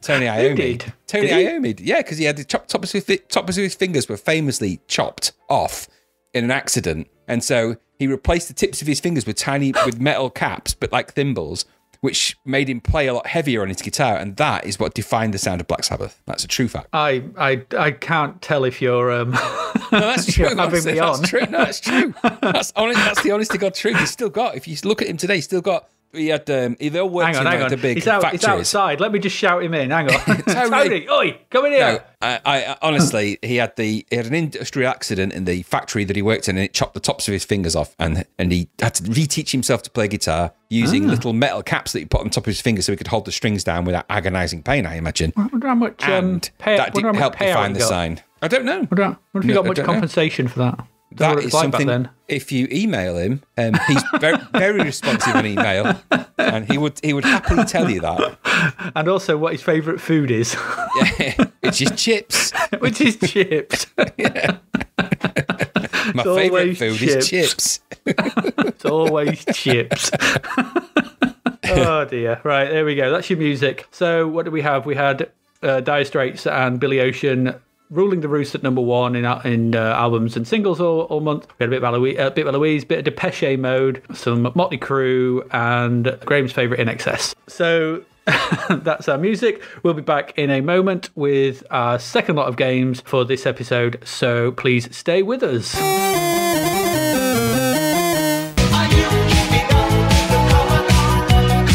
A big shout out to our sponsor davidhearnwriter.com, where you'll find bargain books and audiobooks.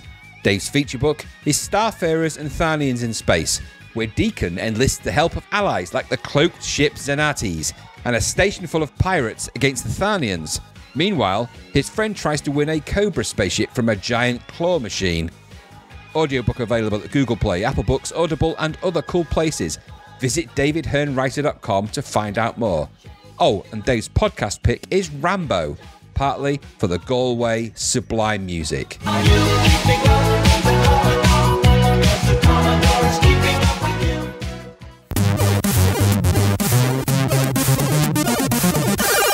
Welcome back. So we've got our next lot of games, another 4 for your delectation and delight. And the first game we'll be looking at right now is Fight Night. So Fight Night has been previewed and mentioned and talked about in previous issues of Zap 64, but now here we finally have the review, and it comes in at a sizzler with 93%. There's not much to this review, they just go tell you to read the preview, which is a weird thing. But anyway, Fight Night is another boxing game. Another month, another boxing game. It's side-on view, so it's similar to Byron McGuigan's Boxing, not your Frank Bruno, behind the back view. It's a boxing game, but it's, the thing with this, the big selling point for Fight Night is its big old cartoony sprites and its jovial atmosphere, and it's more cartoony, larger than life, over the topness, should we say. And that's really it. And that really is all it has going for it. They're nice, they're well animated. There's some various things you can do in this. You have a tournament mode, so you can, you've got your basic fight through all the fighters to get to the end guy. There's some typical... The names are not as bad as Frank Bruno's Boxing. The only one that's pretty dubious was Him, which was the Chinese fighter. But, we're quite some distance away from, Tribal Trouble and things like that, and Fling Long Chop. Mm-hmm. So, I could... What is it with boxing games and these sort of because you've got the British Bulldog or whatever it's called or something. It's just, nationalistic stereotypes. I don't know. But... These aren't as bad, shall we say, as what we saw previously. So no, they're not. So I'll cut it a little bit of slack maybe, and it, it's more. It is a lot more cartoony, shall we say? And this it is what it is. The problem with this, okay, so you've got the fight all the way through them. Sorry, I'll come back to the problems in a minute. You've got a tournament mode in which you can fight with 2 players. You can build your own boxer, which is quite interesting. You can? And you can make your boxer from all the different various components of the 5 boxers that are present in the game, or 5 or 6. So you can have a head from one, a body from another, shorts, different colour shorts from another, and the legs of something else. And then you can colour them any kind of colour you want, sort of thing. So you can have an all-purple boxer if you want, which is kind of strange. And it's unusual, and you can then fight your way through the title, thing like that. So you can have a little bit of and you can give them strength, so you can say how hard they hit the head to compare to how hard they hit the body. Yes, you can. And how well they take hits to the head and how well they take hits to the body. The main problem with this boxing game is the boxing, because there's nothing to it. You essentially have, Zap was saying you have 8 moves. It's like, well, yeah, but you're counting walking backwards and forwards, upwards and downwards guard, faking a punch to the head and faking a punch to the body as 6 moves. But is all I can see here. You've only got 2 attacks, and that's hit the head or hit the body, and that's it. The whole point of this is just to land as many as you can to get their knockout bar full, and then you knock them out, and that's it. It lacks any kind of real atmosphere. There's so much emphasis put on the big sprites that you're just fighting it. It's really weird. You're fighting against a plain blue background. There's so little beyond those sprites in this that it's strange. I mean, they're well animated, don't get me wrong, and some of the sort of the special moves that they do are quite funny, but I made it with very little attempts. I think I made it through to the 4th boxer on my first go just by doing the same thing. There's very little to any of this, and that was the main problem I had with it. It's so shallow. It looks pretty, but it's as shallow as a puddle. And as a boxing game, I'm going to say just go play Barry McGuigan, because Barry McGuigan drops all over this from a massive height. Barry McGuigan's career mode and boxer mode and everything you can do in Barry McGuigan, and its actual fighting and the multitude of different attacks you can do and everything you can do within Barry McGuigan is so much better than this. I can only presume that they were just suckered in by those big old cartoony sprites, because it doesn't look like anything else. But there's so little game here that, it kind of amazed me that it got such a high score. I don't know, did you feel the same, or did you enjoy your time with it more than I did? Nah, I felt like I must have missed a meeting when they decided to give this game 93%. I don't get it. I don't get how this game scored this highly. I thought it was laboured, dull, twitchy. I thought the graphics were okay and quite interesting, but they belied anything else, because the game just felt that you didn't really have much control over what you were doing. And the control you did have was kind of really, really perfunctory. So what you ended up with was some nice looking graphics not doing much in the ring. In spite of the fact that there were multiple modes, there was all the modes you mentioned. Not all of those modes were available on tape. No, the tournament mode, wasn't available. No, so what annoys me a little bit is that there's 11 boxers you have to fight to get to the final champ, the Bronx Bomber. And I don't think I would have persevered with it. It is like taking all of the bits out of Frank Bruno's in terms of its context. There's only 5? No, there's 11 boxers in it. There's 11 different opponents on the way to the final champ in that game. Okay. But either way, it takes all the elements of Frank Bruno's that don't work and all the elements of Barry McGuigan's that could work in the right context and merges them into something that just misses the mark. I didn't get it. Even designing your own characters, that is about the nicest thing you could say about this game, is that you could do that. And that is a precursor to things that happen much later in games when you can design your own characters. And how much fun did you have with those games on the on the Sony PlayStation when you could design your own characters there? Is it the Dancer Prancer, one of your famous characters from Soul Edge, is it? Soul Calibur. Yeah, Soul Calibur 2 or 3, I can't remember which one it was. I think it was Soul Calibur 3, yeah. Absolutely, yes. Yeah, so the idea of designing your own characters is fine.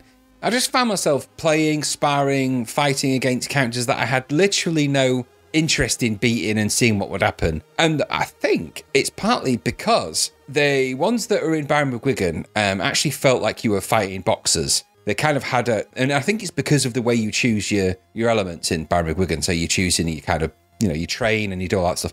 Because that doesn't have any of this. It doesn't really matter. And so it goes to that kind of arcade. It doesn't matter, you're just fighting people, but it doesn't work. It only works really in Super Punch-Out in the arcade because it's Super Punch-Out in the arcade, and even then it has its own series of problems. So for me, this felt like a big miss. I didn't have much fun with it, and I thought the sound effects, considering this is a boxing game, were shocking. Even the bell didn't sound very good. And that's a sound you can get right on pretty much anything. So I just thought it was just, considering this had such a big write-up in Zap, in its preview and everything else, and I think that when they got this, they were expecting it to be a far more polished and finished game than they got. It felt to me, I don't know if you felt this, that some of the menus on it were just kind of shoved in. There wasn't much design or rhyme or reason around them. The presentation was shocking. Yeah, that's what I mean. So I think that they made the game and then they thought, because I think there was pressure to get it released. So I don't think that much more was added to it from the previews that Zapped saw way back when they reviewed it that way. The presentation was just like grey screen with black normal Commodore text. The Commodore font, yeah, and when it was loading, there was that awful purple ticket thing, and it's just awful. And then,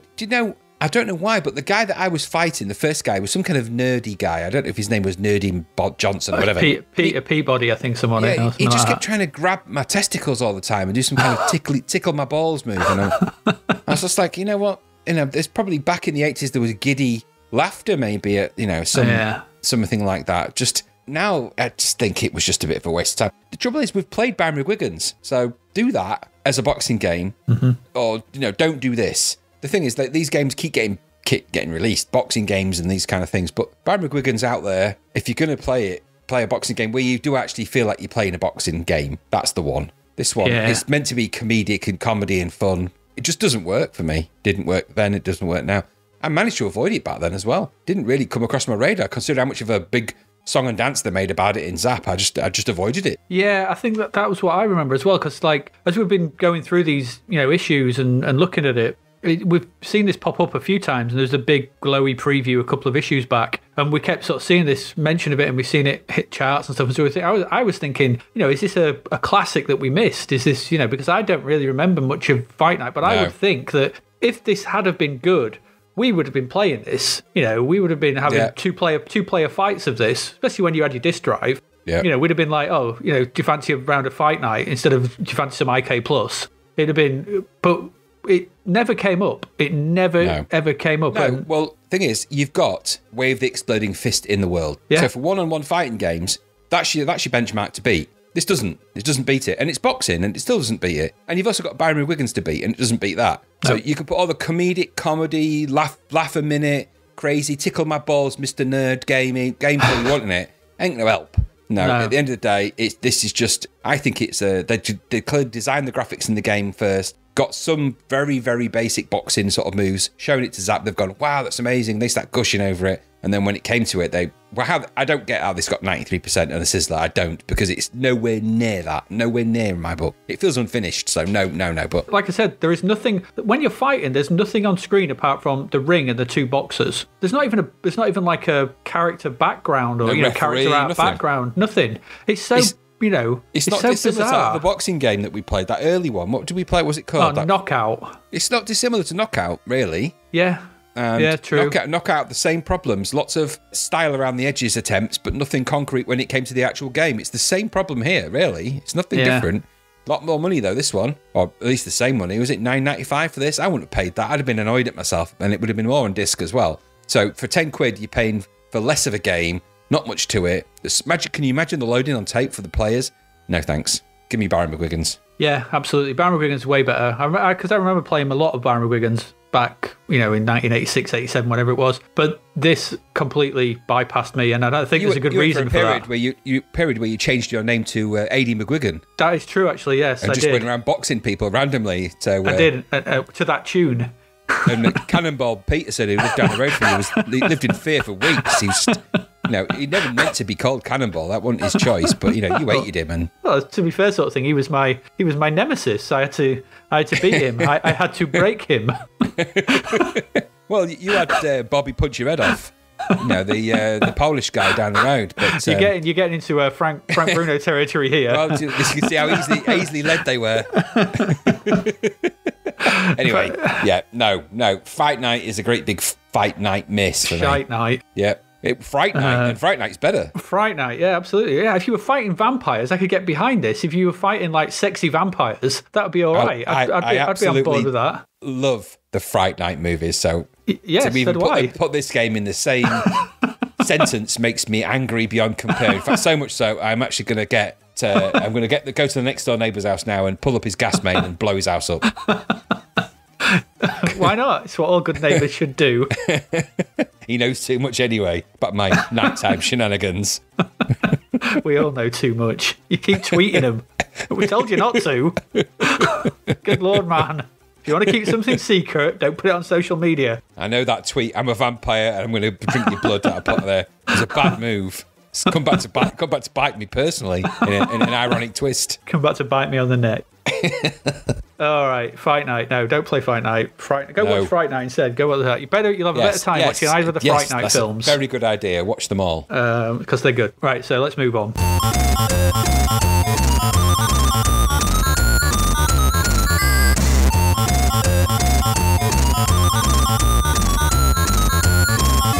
To our next game, which Zap didn't like. We might. I don't know. That game is Gyroscope. Graham, tell us about Gyroscope. This is essentially Marble Madness, okay?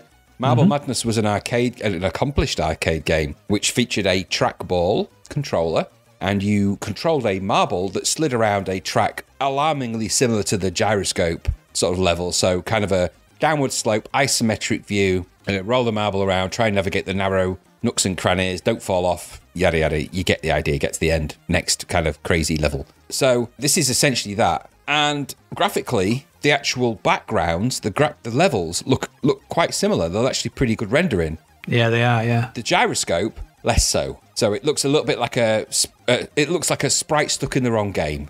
So why didn't they just use a marble anyway? I'm guessing because they didn't have the license, which is exactly the reason why they didn't use it. And then the problems sort of begin from there, because the main stick with Marble Madness, aka Gyroscope, was the controls with the trackball in the arcade, because you had to roll it to sort of navigate, and it's kind of a ball rolling downhill, and the Gyroscope just elides all that kind of control. So with the joystick, it feels weird, and you've got 8 controls on the joystick, and it kind of responds in the terms of the way you sort of directionally and speed that you kind of go, and it just felt like the controls are kind of fighting you to sort of be able to guide your Gyroscope down successfully through the little nooks and crannies and the little nuances of the level. In there's a game that I like, which is Marble Madness in the arcades, because it is something I do quite like. I'm not a fan of isometric games generally, but I do quite like Marble Madness every now and again. But it has to have the trackball. So for me, because it doesn't have that, and because it's a Gyroscope, which, okay, it's just another thing that rolls downhill that's centrally independent, whatever you call it. It's self-centering. So I quite like that. The viewpoint, isometric view, the graphics in the background, great. Foreground, less so. Main sprite, not very good. Controls, twitchy, annoying, difficult. Didn't feel like I was in control of it enough to be able to make it do what I wanted it to do. And the problem there is that this game just needs a trackball, I think. It needs that kind of control. I don't know if there's a variant of a trackball for the Commodore 64 that might work with it. I don't know that. And then final piece of the puzzle for this game is that annoying music. The annoying music. And guess what? Guess who it's by? Yes. It's the guy that did the wizardry music. Oh, is it? So, yes, which you can kind of tell if you listen to it. Now, yeah. I'm not dissing the guy's music abilities. He could be the most world-famous... He could be a famous trumpet player for all I know. This is not his finest moment. It's repetitive, dull and annoying, and it slowly gets on your nerves more and more and more and more. So, I didn't dig it. 45% from Zapp's about right for this, because it's just Marble Madness, but it's without the madness and without the marble. So, what is it? What do you think? I think I'm sort of... I think I'm a little bit more lenient. When I played it, when I first started it and it started up, I was like you. And when this first level sort of scrolled up and onto screen, I was like, "This looks all right." Those background levels, the background graphics are Marble Madness. They look great. Yeah, they look nice. I didn't like the single color sprites they used for both you and those annoying flickery enemies. Yeah. That would randomly pop up every now and again. Just use a marble. Well, I'm guessing for, copyright reasons, they probably couldn't use something like that. But, we would, somewhere down the line, we will get Bobby Bearing. Well, it could have been a tennis ball. I mean, tennis balls seem to be okay. True. Yeah, I suppose so. Tennis, what would that be? Marble Madness, tennis snooker terror. Ball. Yeah. Snooker ball. Steve Davis's Marble Madness. Snooker ball madness. I just, for me, like you say, I don't mean to interrupt you, but I agree. I think it's just that backgrounds belie how perfunctory the main sprite is. Yeah, it is annoying. I would have liked something a bit more solid, and you could have done something a bit more solid and used, a decent sprite rather than that single color high-res sprite that they used, which is more than is one not color great. would have been good. Yeah, yeah, just to sort of, because it's quite hard sometimes as well to pick it out because it's white against pale blue, which is sometimes hard to see. But I thought that the collision with the edges was tricky, to put it nicely. Sometimes you thought you were all right, and it suddenly just go, oh, no, dead. I'm like, I'm not on the edge. I'm on the edge. I'm not falling off, which, was annoying. It's quite short too. There's only 6 courses. But I put the music is okay, which is what we'd say about wizardry music. It's okay. It's not hanging. The scrolling is nice and everything like that. But it's just too frustrating. And like you said, I think that it's the controls, and it just feels a little bit slow and a little bit empty and a little bit dull and just a little bit lacking in life. And just, Marble Madness in and of itself, like you said, that trackball, flinging that trackball around as you would do in the arcade, to get some speed up and stuff. This feels just when you're doing it with the joystick, you're just going, pulling it to one direction. It takes away all of that kinetic energy that... Well, it takes away the rolliness of a ball that's going downhill. Yeah, all the kinetic energy that you would have from a trackball. Your controller is what you see on screen. There's that connection. I imagine, controlling a joystick on screen would have been rubbish because they're not round. So, it's not terrible. I didn't mind my time with it. 45%? Yeah, probably, because like you said, it is very short, and there is just too much frustratingness around it, which is a bit, this could have been quite good, but it might work with an analog. I mean, an analog type controller. We said it before with a different game. You said it before in a different game that we've reviewed, where you felt that had there been an analog controls, it might have fared better. Because Gribbly's Day Out, I think. Yeah, because with it being something that's sort of just careering downhill, as it were, and you're sort of guiding it, 8 directions seems less directions than something like this needs. You've only got the direct compass directions really on the joystick. An analog would obviously have the full 360, and I think that's why the trackball works, because the nuances of the movement aren't just eight directions, and I think that's why I found it kind of very clicky and clunky and clacky, and that is my joystick. It is very clicky, clunky, and clacky, so that probably didn't help. Micro switches were really giving it some on this when I was click, clack, clack, clack, clack, and... Yeah, that's also the, again, we're into Rice Krispies mascot territory. Yes, clinky, clucking, clacky with the Czechoslovakian Rice Krispie. Yeah, Rice and Krispakis, as they call them there. Okay. That well-known cereal. Yes, they're with their Sandvig Biscovi flavour, but that's by the by. Taste them. Lovely Sandvik Biscovis. Anyway, so yeah, that's so I think I agree with you, is what I'm saying, I suppose. Yeah, Sandvig. Sandvig Biscovi. Yeah. Yeah, so this could have been all right, but like I said, I think it's that kinetic energy. The word madness is in there for a reason. Interestingly, do you know designed Marble Madness, don't you? No. Mark Cerny. Okay. Who then went on to design the PlayStation 4 and PlayStation 5. That makes sense. That does make sense. Games like that, yeah. So I think it might have been his first game, or it's one of his early games. Anyway, yeah. People have often tried to visit his house, but you have to trundle down a slow hill in a Segway, going down very, very difficult slopes to get to his front door. It's very difficult indeed. Yeah, he doesn't like visitors. He doesn't like them. No. But his pipe work on his house is a nightmare, say the plumbers. So. You drop it in one point, sort of thing, and it just comes out of somewhere else. Exactly. What's he doing there? Yeah. And the pipework on his neighbour Mario, the house, it's just it's even I worse. can't plumb your house in 8 directions. I need a 9th direction. On Bobby Nintendo's house next door. Yeah, to get in there, you just have to what are we talking about? I don't know. Gyroscope. Don't play Nintendo. Bobby Nintendo, Terry Sony, and Frank Microsoft. Oh, Frankie Microsoft. Yeah. No. Yeah. Did you think the music was annoying, or was it just me that thought that? I've to be fair, I've completely forgotten what the music is, but I have written here music is okay and scrolling is nice. So it didn't annoy me. So I didn't think it was terrible. If it's made by the same guy who did Wizardry, that's probably why, because he's obviously got a knack to do a... I want your comment to be on the box. What, music is okay and scrolling is nice? Yeah, music's okay and the scrolling's nice. Just nice. It is nice. It's not, the scrolling was nice. I mean, it was nice, yeah. It wasn't nice buggy, scrolling. was it? It wasn't buggy. No, it wasn't. It wasn't Wizardry. No, which is odd, because I have a funny feeling that this all connected somewhere in the background, but yeah. Maybe. I don't know. But this would have been better, like, if you'd have been playing a welder, maybe, rolling down. Yeah, just a welder's ball. A welding helmet. Yeah. A bit of solder. Yes, you could have been that. It's just a ball of iron. And you call it gyrosolder. Oh, very good. Yes, There you go. gyroscopic soldering iron. No. Yeah, something like that. Anyway, let's move on because we've got a cracker coming up next. Oh, I'm glad you're talking about this. Oh my god, yeah, thanks for this. Oh, I chose it. Thank you, Adrian. Yeah, good present for yourself. Absolutely. Right, let's move on. To our next game. We've got a couple of these, one in the next episode by this same company. Some companies appeared, we'll look at the Crapverts in a bit, called Relax, with a double E. And their first title in this issue is a game called Gertie Goose. So I'm going to put the opening title screen, I'll put it on the website because it needs to be seen. Because... No. This game is, this. Well, I'll set your expectations accordingly. Zap gave it 14%. Okay, so there you go. We're not going to be much more generous here, if at all. We might even be harsher. So, what is Gertie Goose? So, Gertie Goose has you playing a goose. You have to find the 8 eggs that are scattered around some woods to enter small single-screen areas to pick something up and then return home. That's it. There's your game. It feels like it's written in BASIC. It feels like this was made for the VIC-20.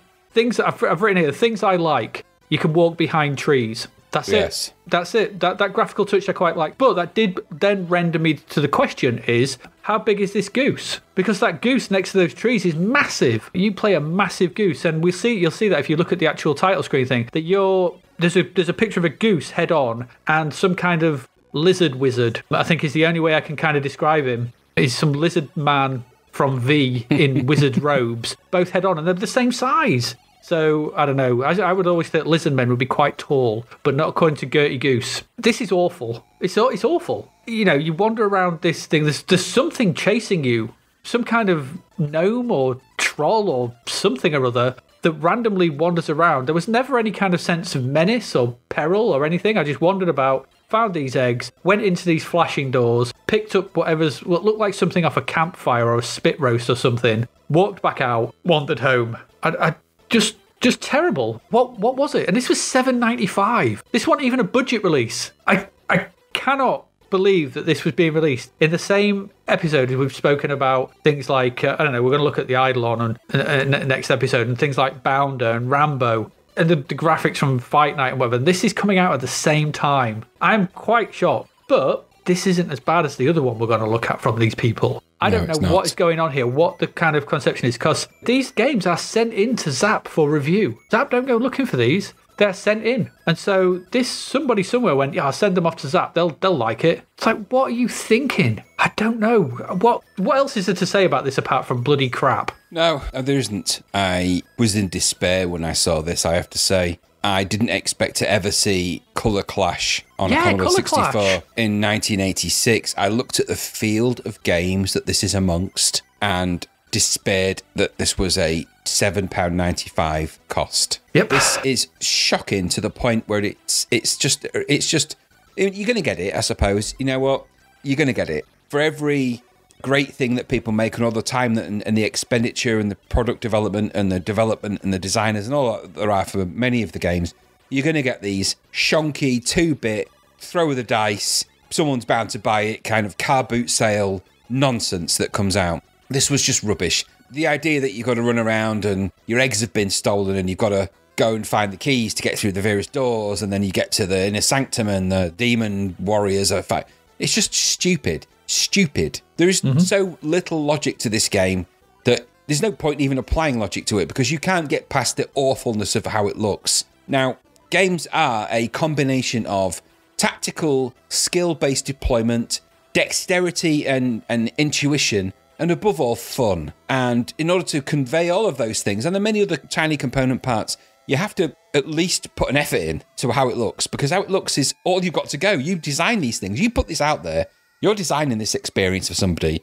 That's your job. So to put this out and expect people to pay £8 for it, essentially, is just a Category 1 insult to anyone that's, especially in 1986. We spoke before that the money you expend, you're talking about the equivalent of 25 quid or thereabouts. I'll say no more about this other than it's just dismal and an insult. And the games like this should not be released, let alone sent into magazines to review, because I don't know if they get off on the fact that Zap are just going to slate it And I think there must be something to that, because you can't honestly tell me somebody sat there proud of that. There is not a creator sat there going, you know what, Gertie Goose was the second best game I ever made.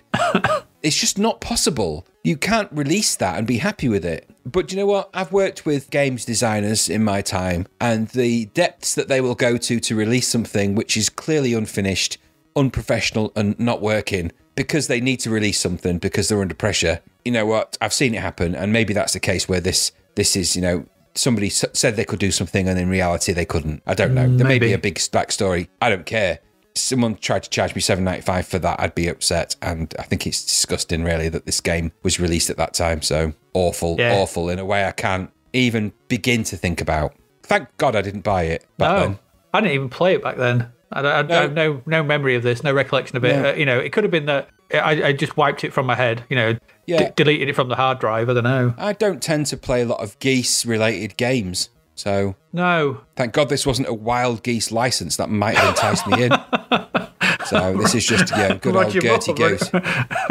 Yeah, Roger Moore, it would have been better. And Richard Harris running around trying to collect eggs. Yeah, dressed in as Africa. Geese.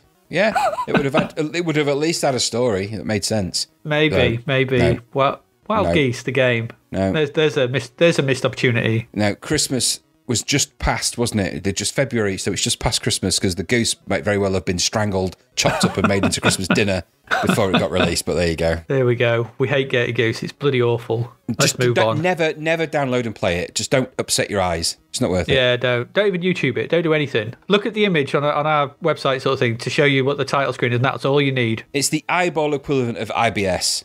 Nobody wants that. You'll get eye diarrhea. But you'll get your eyes are just start spewing diarrhea. So nobody wants that. I'm Nobody. looking at that picture now. It's so bad. Exactly. You're getting that's eye diarrhea. What you're suffering from right there. Oh, Jesus. Nobody wants that. Nobody wants that. Let's talk about something good. Let's move on. Move on. Move on.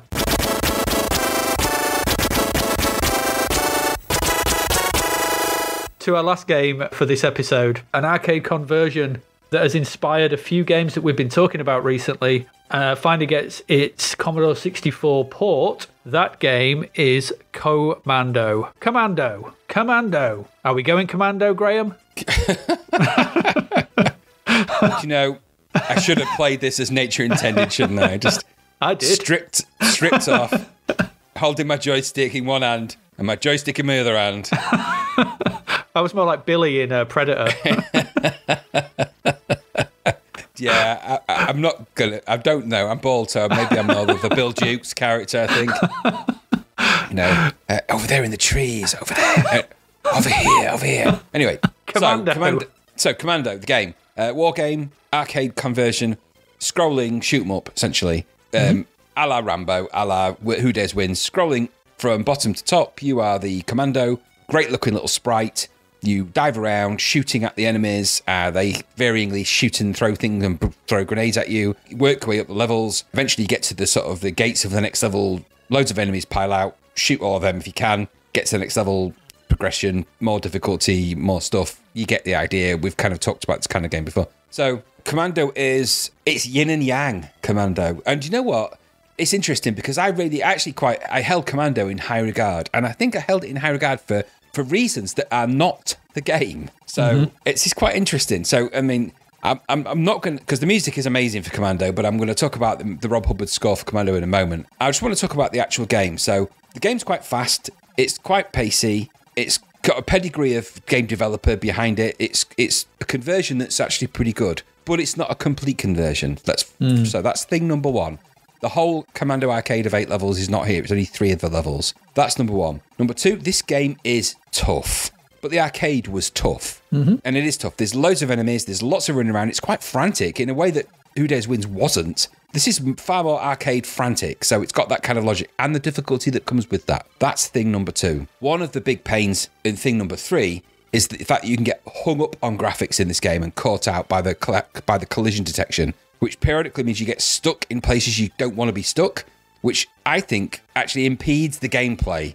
So sometimes you want to move and it doesn't quite move the way you want in the kind of Twitch speed, arcade speed requirement. So you can be stuck behind a rock and go to move out from behind it and it doesn't quite go the way you want. It kind of sticks. There's a little bit of that kind of clash stick, which leads to indeterminate death in the game, which is really frustrating.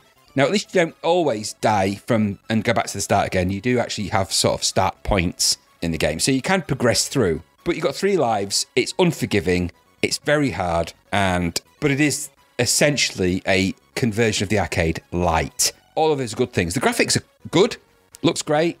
The game itself looks like Commando. When it starts up, it's got the kind of Commando look and feel. The music's similar to the arcade. But the music is astonishingly good from Rob Hubbard, and it lifts the game, again, to something a little bit extraordinary, right down to the high score music, which is where you're sort of shooting your name into the letters and stuff. It's all nice little touches. Really good little finishing touches straight from the arcade. It's lifted almost from the arcade. And there's a whole backstory around Rob Hubbard creating the music for this in a very short space of time, and because he was just kind of wasn't really prepared for what it was. The long and the short of it is, the game is a conversion of an arcade kind of light. It inherits all the problems that come with the difficulty. Additionally, it has collision detection problems, but the music is absolutely awesome. So, 77, again, I hate to say it, but they're getting the scores about right this month with Zap. I think it's probably about 77. And I still prefer Who Dares Wins 2. What about you? Yeah. It's a decent version of the arcade original, is what I put, but it does suffer from all the things you said. 3 levels instead of the 8.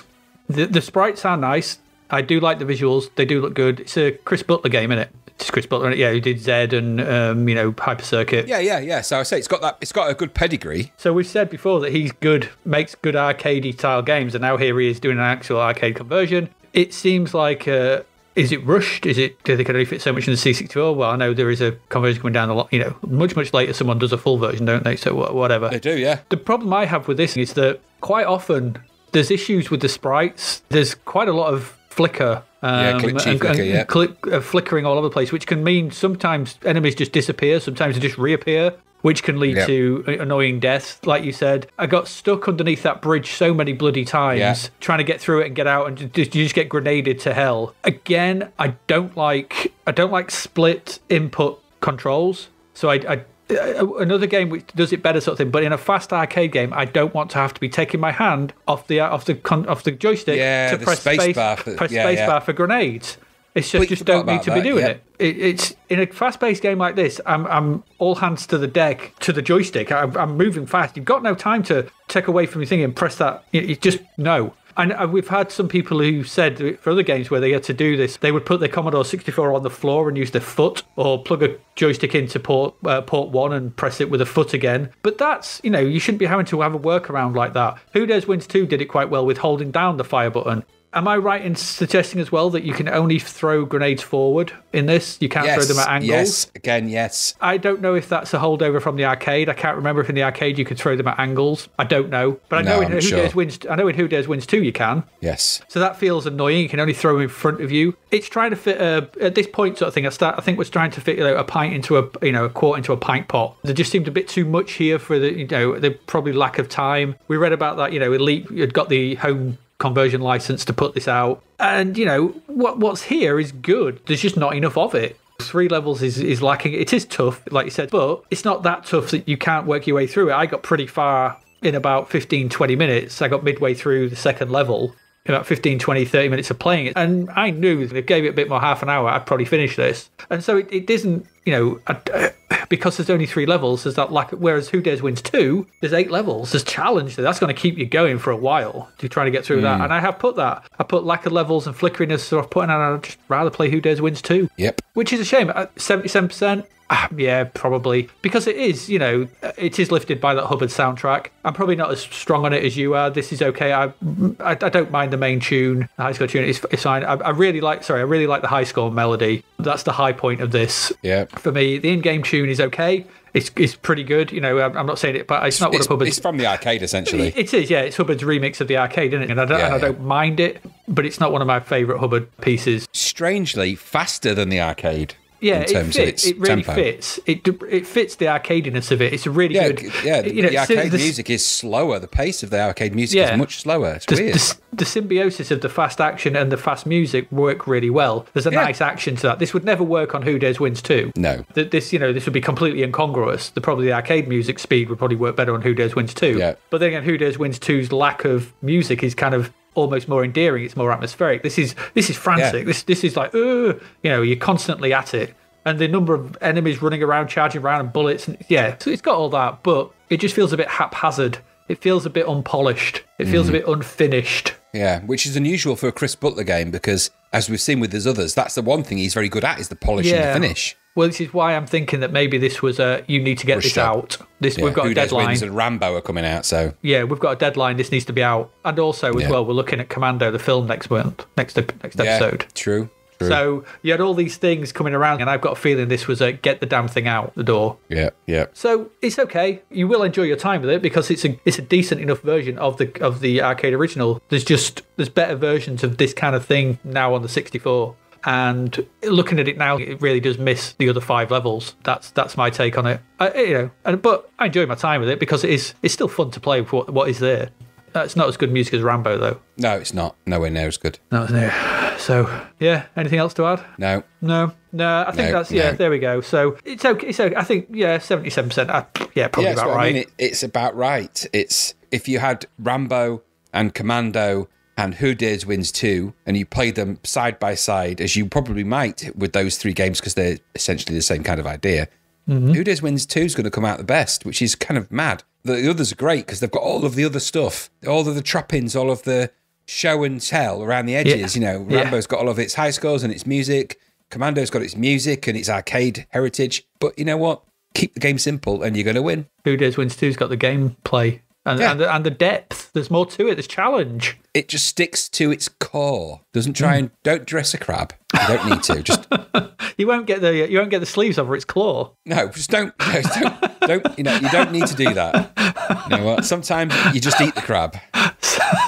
Sometimes you take the hammer to the crab. Yeah, exactly. Yeah, you don't need to dress. Don't take it out for a meal. Don't take it out to the cinema. Just hit it with a hammer and eat its brains. There you go.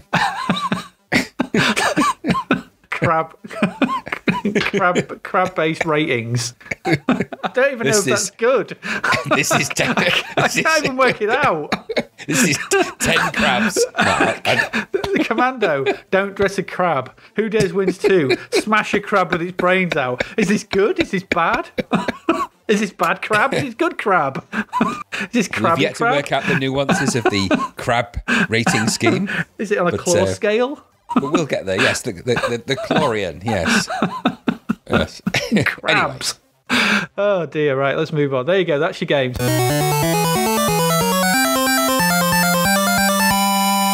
That's it for this episode for games. We'll round up those in a moment. But first of all, we have our Crapverts to look at for this episode. We've got some Crapverts from the pages of magazines from February 1986. Now, the first one was a double page spread at the start of Zap. Of course it is. Yeah. This is Legend of the Amazon Women advert.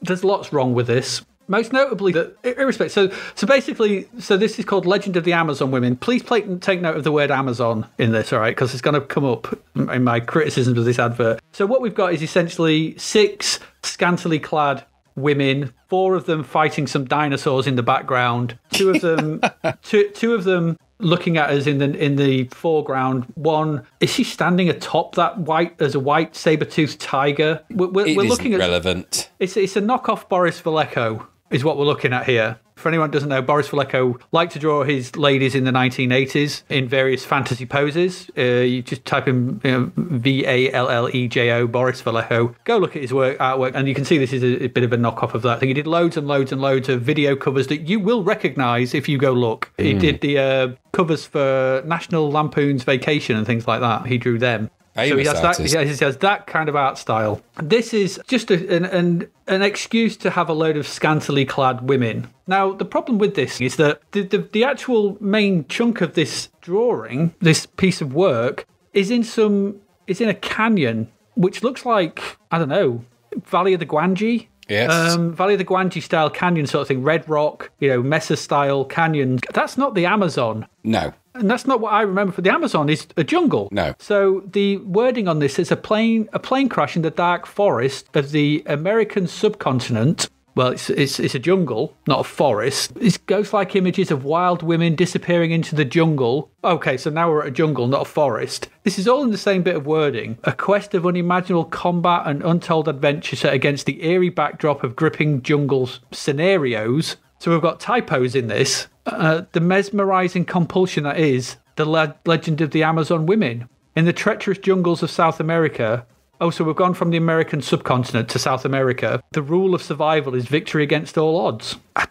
What? In the mystical Amazon jungle, a fate worse than death awaits you. What? What's going on? Why are there dinosaurs? Why are we not in a jungle in the picture? None of this makes any sense. What you think is the problem you've got is you're trying to apply sense to something that has not. The question you should really be asking is, why is the Death Star in the background? Because there it is, just hanging out there in the background, right in the sky, the Death Star. Do you know, I didn't notice that. I was so partaken with everything else that I failed to notice the Death Star. Why is the fact that the Triceratops, I don't know, the Triceratops is fighting a Tyrannosaur, different Jurassic periods. And there's a lizard creature. It doesn't matter. Why is there a gang of alarmingly... I mean, these guys are ripped, right? These are bodybuilders. And that woman, the sort of the third woman in from the left, that is a woman that has been doing a lot of squats to get an ass that is chewing cloth like that.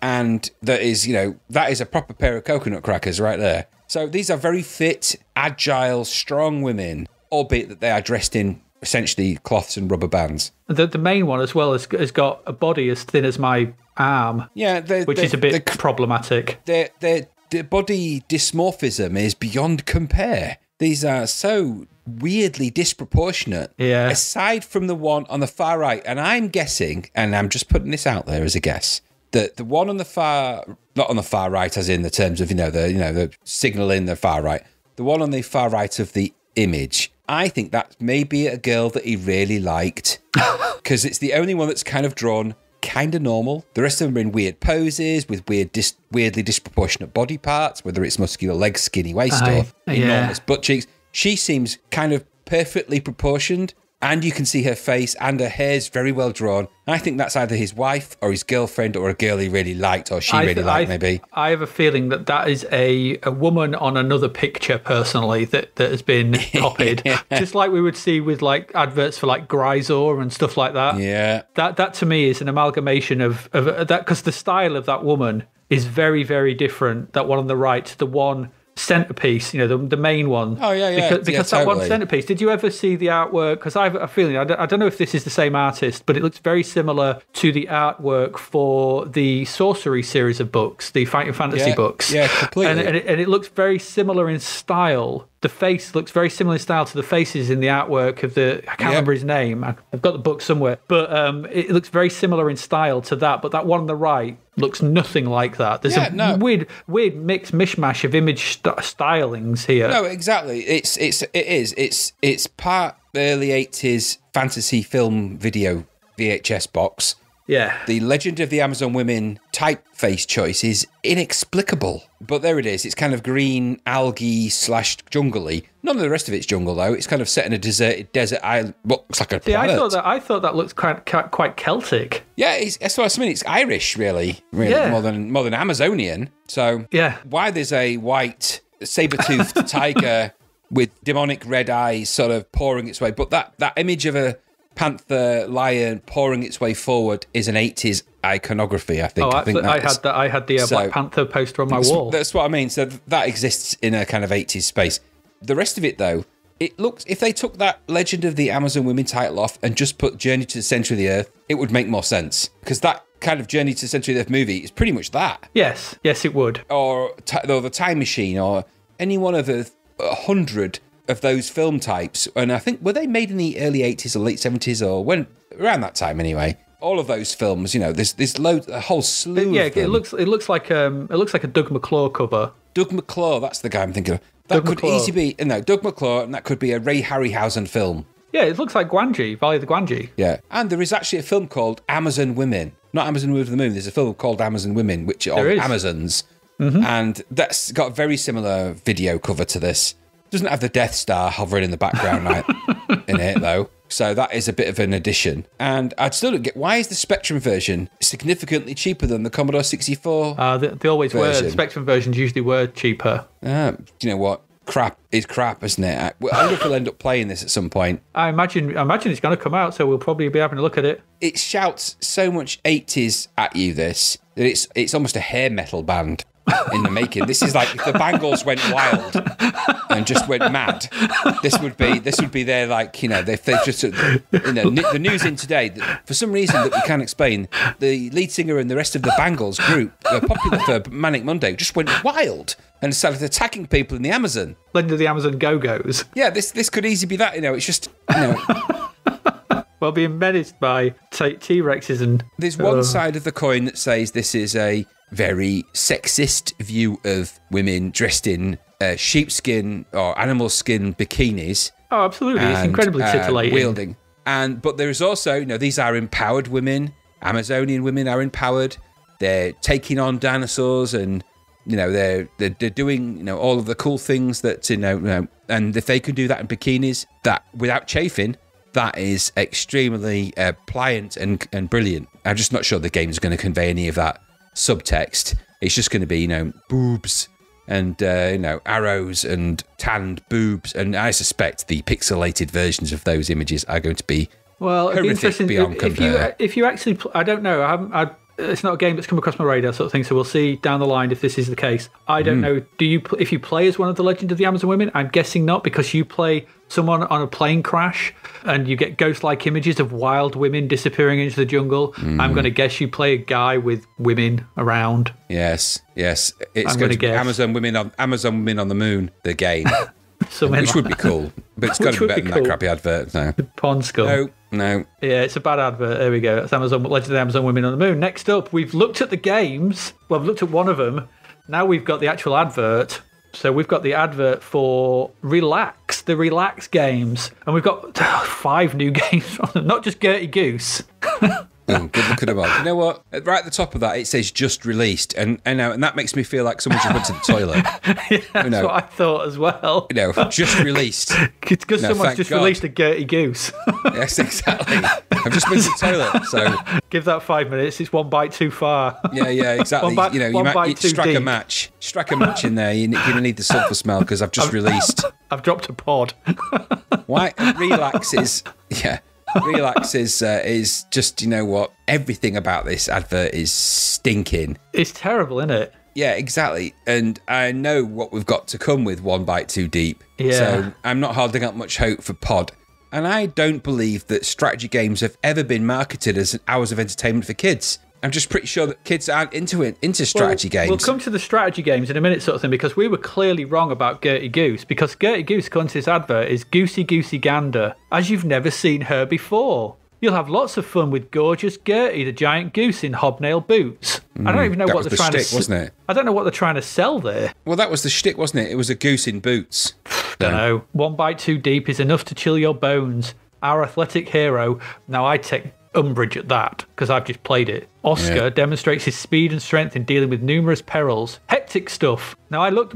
We didn't review Pod. I don't know if they sent in Pod, but I went and had a look at Pod on YouTube. All right. Jumping jitters. Follow Pod's adventure in the land of diamonds and dragons and watch him jump in and out of trouble. Now, it seems to me that Pod, your control system in Pod is...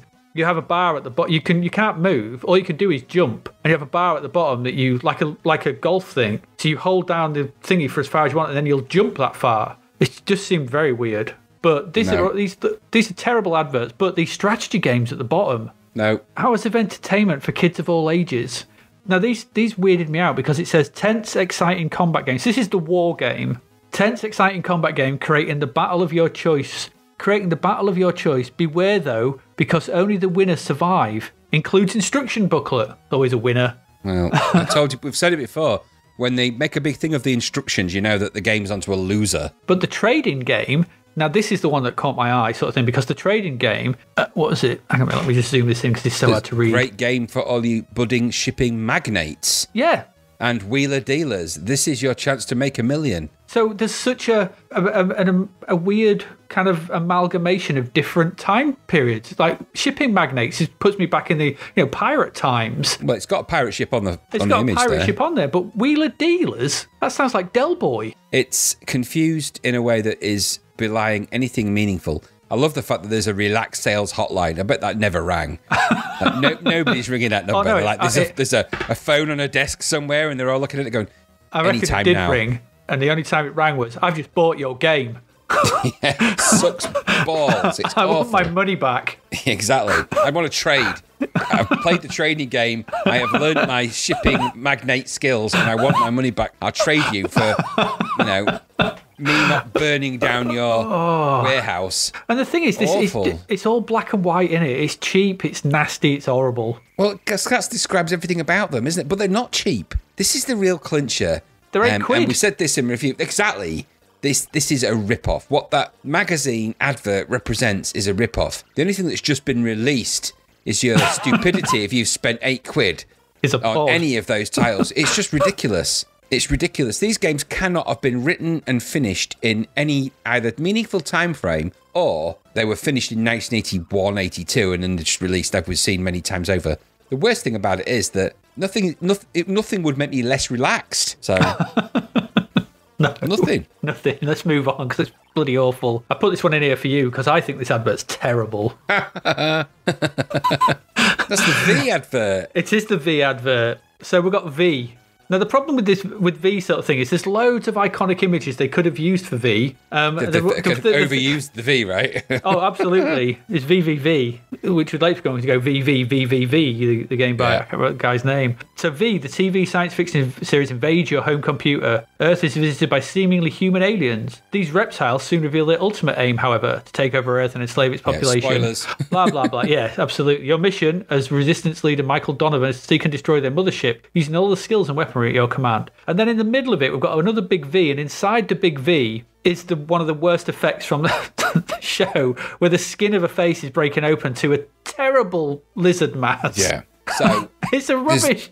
let's just before we go too heavy in on the V takedown. There's a couple of things to note. Number one, that image is not from the TV show. That's a marketing image. That doesn't happen in the TV show or in the miniseries. I can assure you of that. So what would have been better is just the letter V. Yeah. Because that's the main icon iconic throughout the entire TV series. V is no longer for visitors. V is for victory. And then the Jewish guy that's been through the Holocaust, who actually gets killed later in the miniseries, takes a spray can off the kids and sprays it on the wall in an act of defiance. So V, the miniseries, is one of my favourite TV miniseries of all time. So I have V in very, very high regard. Yes, there are many crazy, stupid things with it, but that led the way to some of the most iconographic moments in TV that carried into film. Independence Day would not work the same without the big spaceship coming out of the clouds. That happened in V before it happened in Independence Day, just saying.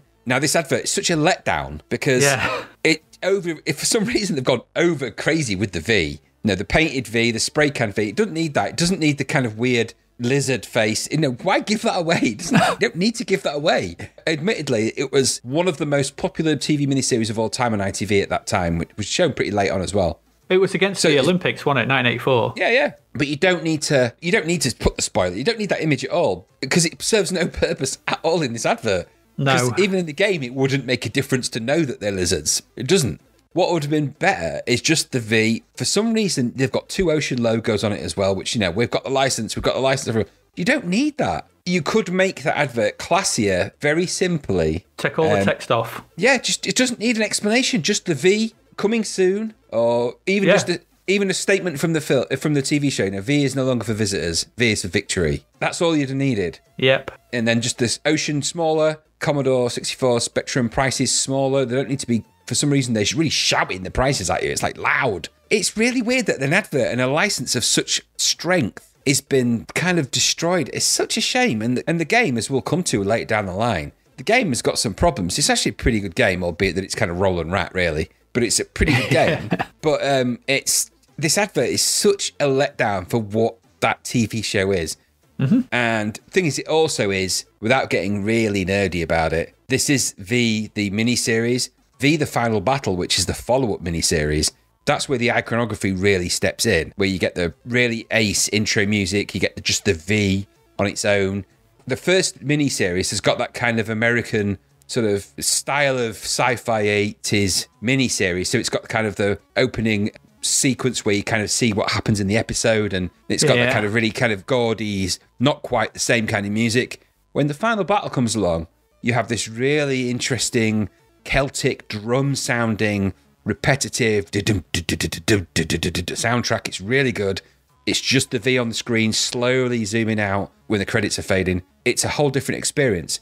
So I'm feeling that they've gone for the V miniseries, less final battle, which is that's how nerdy it gets with me and V, because it is honestly, and I feel a sadness because I see that advert and I see what it could have been. Yeah, because that advert is such a waste of time. The big V, you just strip everything else off. You could have left Commodore and Ocean, all that stuff in the bottom right and corner sort of thing. Just take the green text off, take them out, take that stupid lizard picture out, and just have black and a V. Done. You know, I am going to, when I get a spare moment, redo the Commodore 64 advert for V as it should have been done, because I feel like that is a step too far for that advert. It's too much. And I feel like that it just, I want to do a simplified version just to show what it could have been. So I'm going to do that. It's pretty. I mean, like I said, but I just that it's heartbreaking for me that the V is in a Crapvert. It's heartbreaking, but I agree with you. I can see why it's there. It's heartbreaking. It really is. It made me laugh when I came across it. I was like, oh god, that could have been so much better. Do you know what? The V's that are on the left and the right, the mini V's as they are, why are they even there? Don't know. It's like a drop cap, but there's no thing starting with the letter V. It's like if it started with very strong graphics, or I don't even know how you do that, but it's just crap. No more review. There you go. That's our Crapverts. So that's V. That's a Crapvert. It's not great. We had the relaxed games, which are just bloody awful, and Legend of the Amazon Women. In this episode, we have looked at, what games have we looked at? We looked at Bounder. We looked at Rambo, Outlaws, Starion. We looked at Fight Night, Gyroscope, Gertie Goose and Commando, along with music where Billy Ocean and Dire Straits ruled the world, or ruled the UK at least, for February 1986. I think that's about it for this episode. Just to sort of say where you can get hold of us, should you wish to get hold of us, we are always on Twitter at @ZappedToThe. Not at Zapped to the Past, just at ZappedToThe. Although if you search for Zapped to the Past, you'll find us. You can find us on Facebook. We've got pages and groups. Just search for Zapped to the Past. You can email us at zappedtothepast@gmail.com. And you can visit our website to see these Crapverts. And that is just zappedtothepast.com. Nice and simple. Anywhere you fancy typing the name in Zapped to the Past will probably pop us up, and you can come and have a chat. You can message us. You can say what you like. You can say whether you agree with our views on the games that we've looked at this week. Next week, what do we have in store for you in our next episode? We're going to be looking at the rest of the games from February 1986. So we've got things like the Eidolon, we've got Blade Runner, we've got Desert Fox, and we've got Zorro, amongst others, and amongst the film and TV as well. So come back next week where we'll be discussing that and more. So I've been your host, Adrian Mills. You've been... I have been Graham Reddings. Who have you been? I have been Bobby V. Loving Graham. V. Loving Graham. It's when someone's not watching the webcam and I point at them. .com. That was all going so smoothly. So smoothly, he'd walked out the room. I was watching the wave recording and the waveforms, and I looked over and you were like pointing. I'm like, no. Yeah. Why has he stopped talking? Oh, no. I've stopped talking because it's your bit. Right, anyway, that's us done out. Please join us next week for all that which I just said. Thank you very much, and goodbye. Ta-ta. Thank you for listening to the Zapped to the Past podcast. We hope you enjoyed our deep dive into the world of Commodore 64 games, as well as the music, sights, sounds and news from around the 1980s, driven, of course, by the issue of Zapped 64 magazine, published at the time. We will be back next week with another podcast, so do please join us. Until then, please head over to zappedtothepast.com to sign up to our email list, as well as check out all the links and resources in the show notes. You will also find us on Facebook, Twitter and Instagram under Zapped to the Past. The Zapped to the Past podcast is written and produced by Adrian Mills and Graham Reddings and recorded at Flaky Bits 2.0 studio. All opinions expressed are those of the writers, and while we indeed love Zapped 64 magazine, the Zapped to the Past podcast is not affiliated with it in any way. Stay safe and see you next time.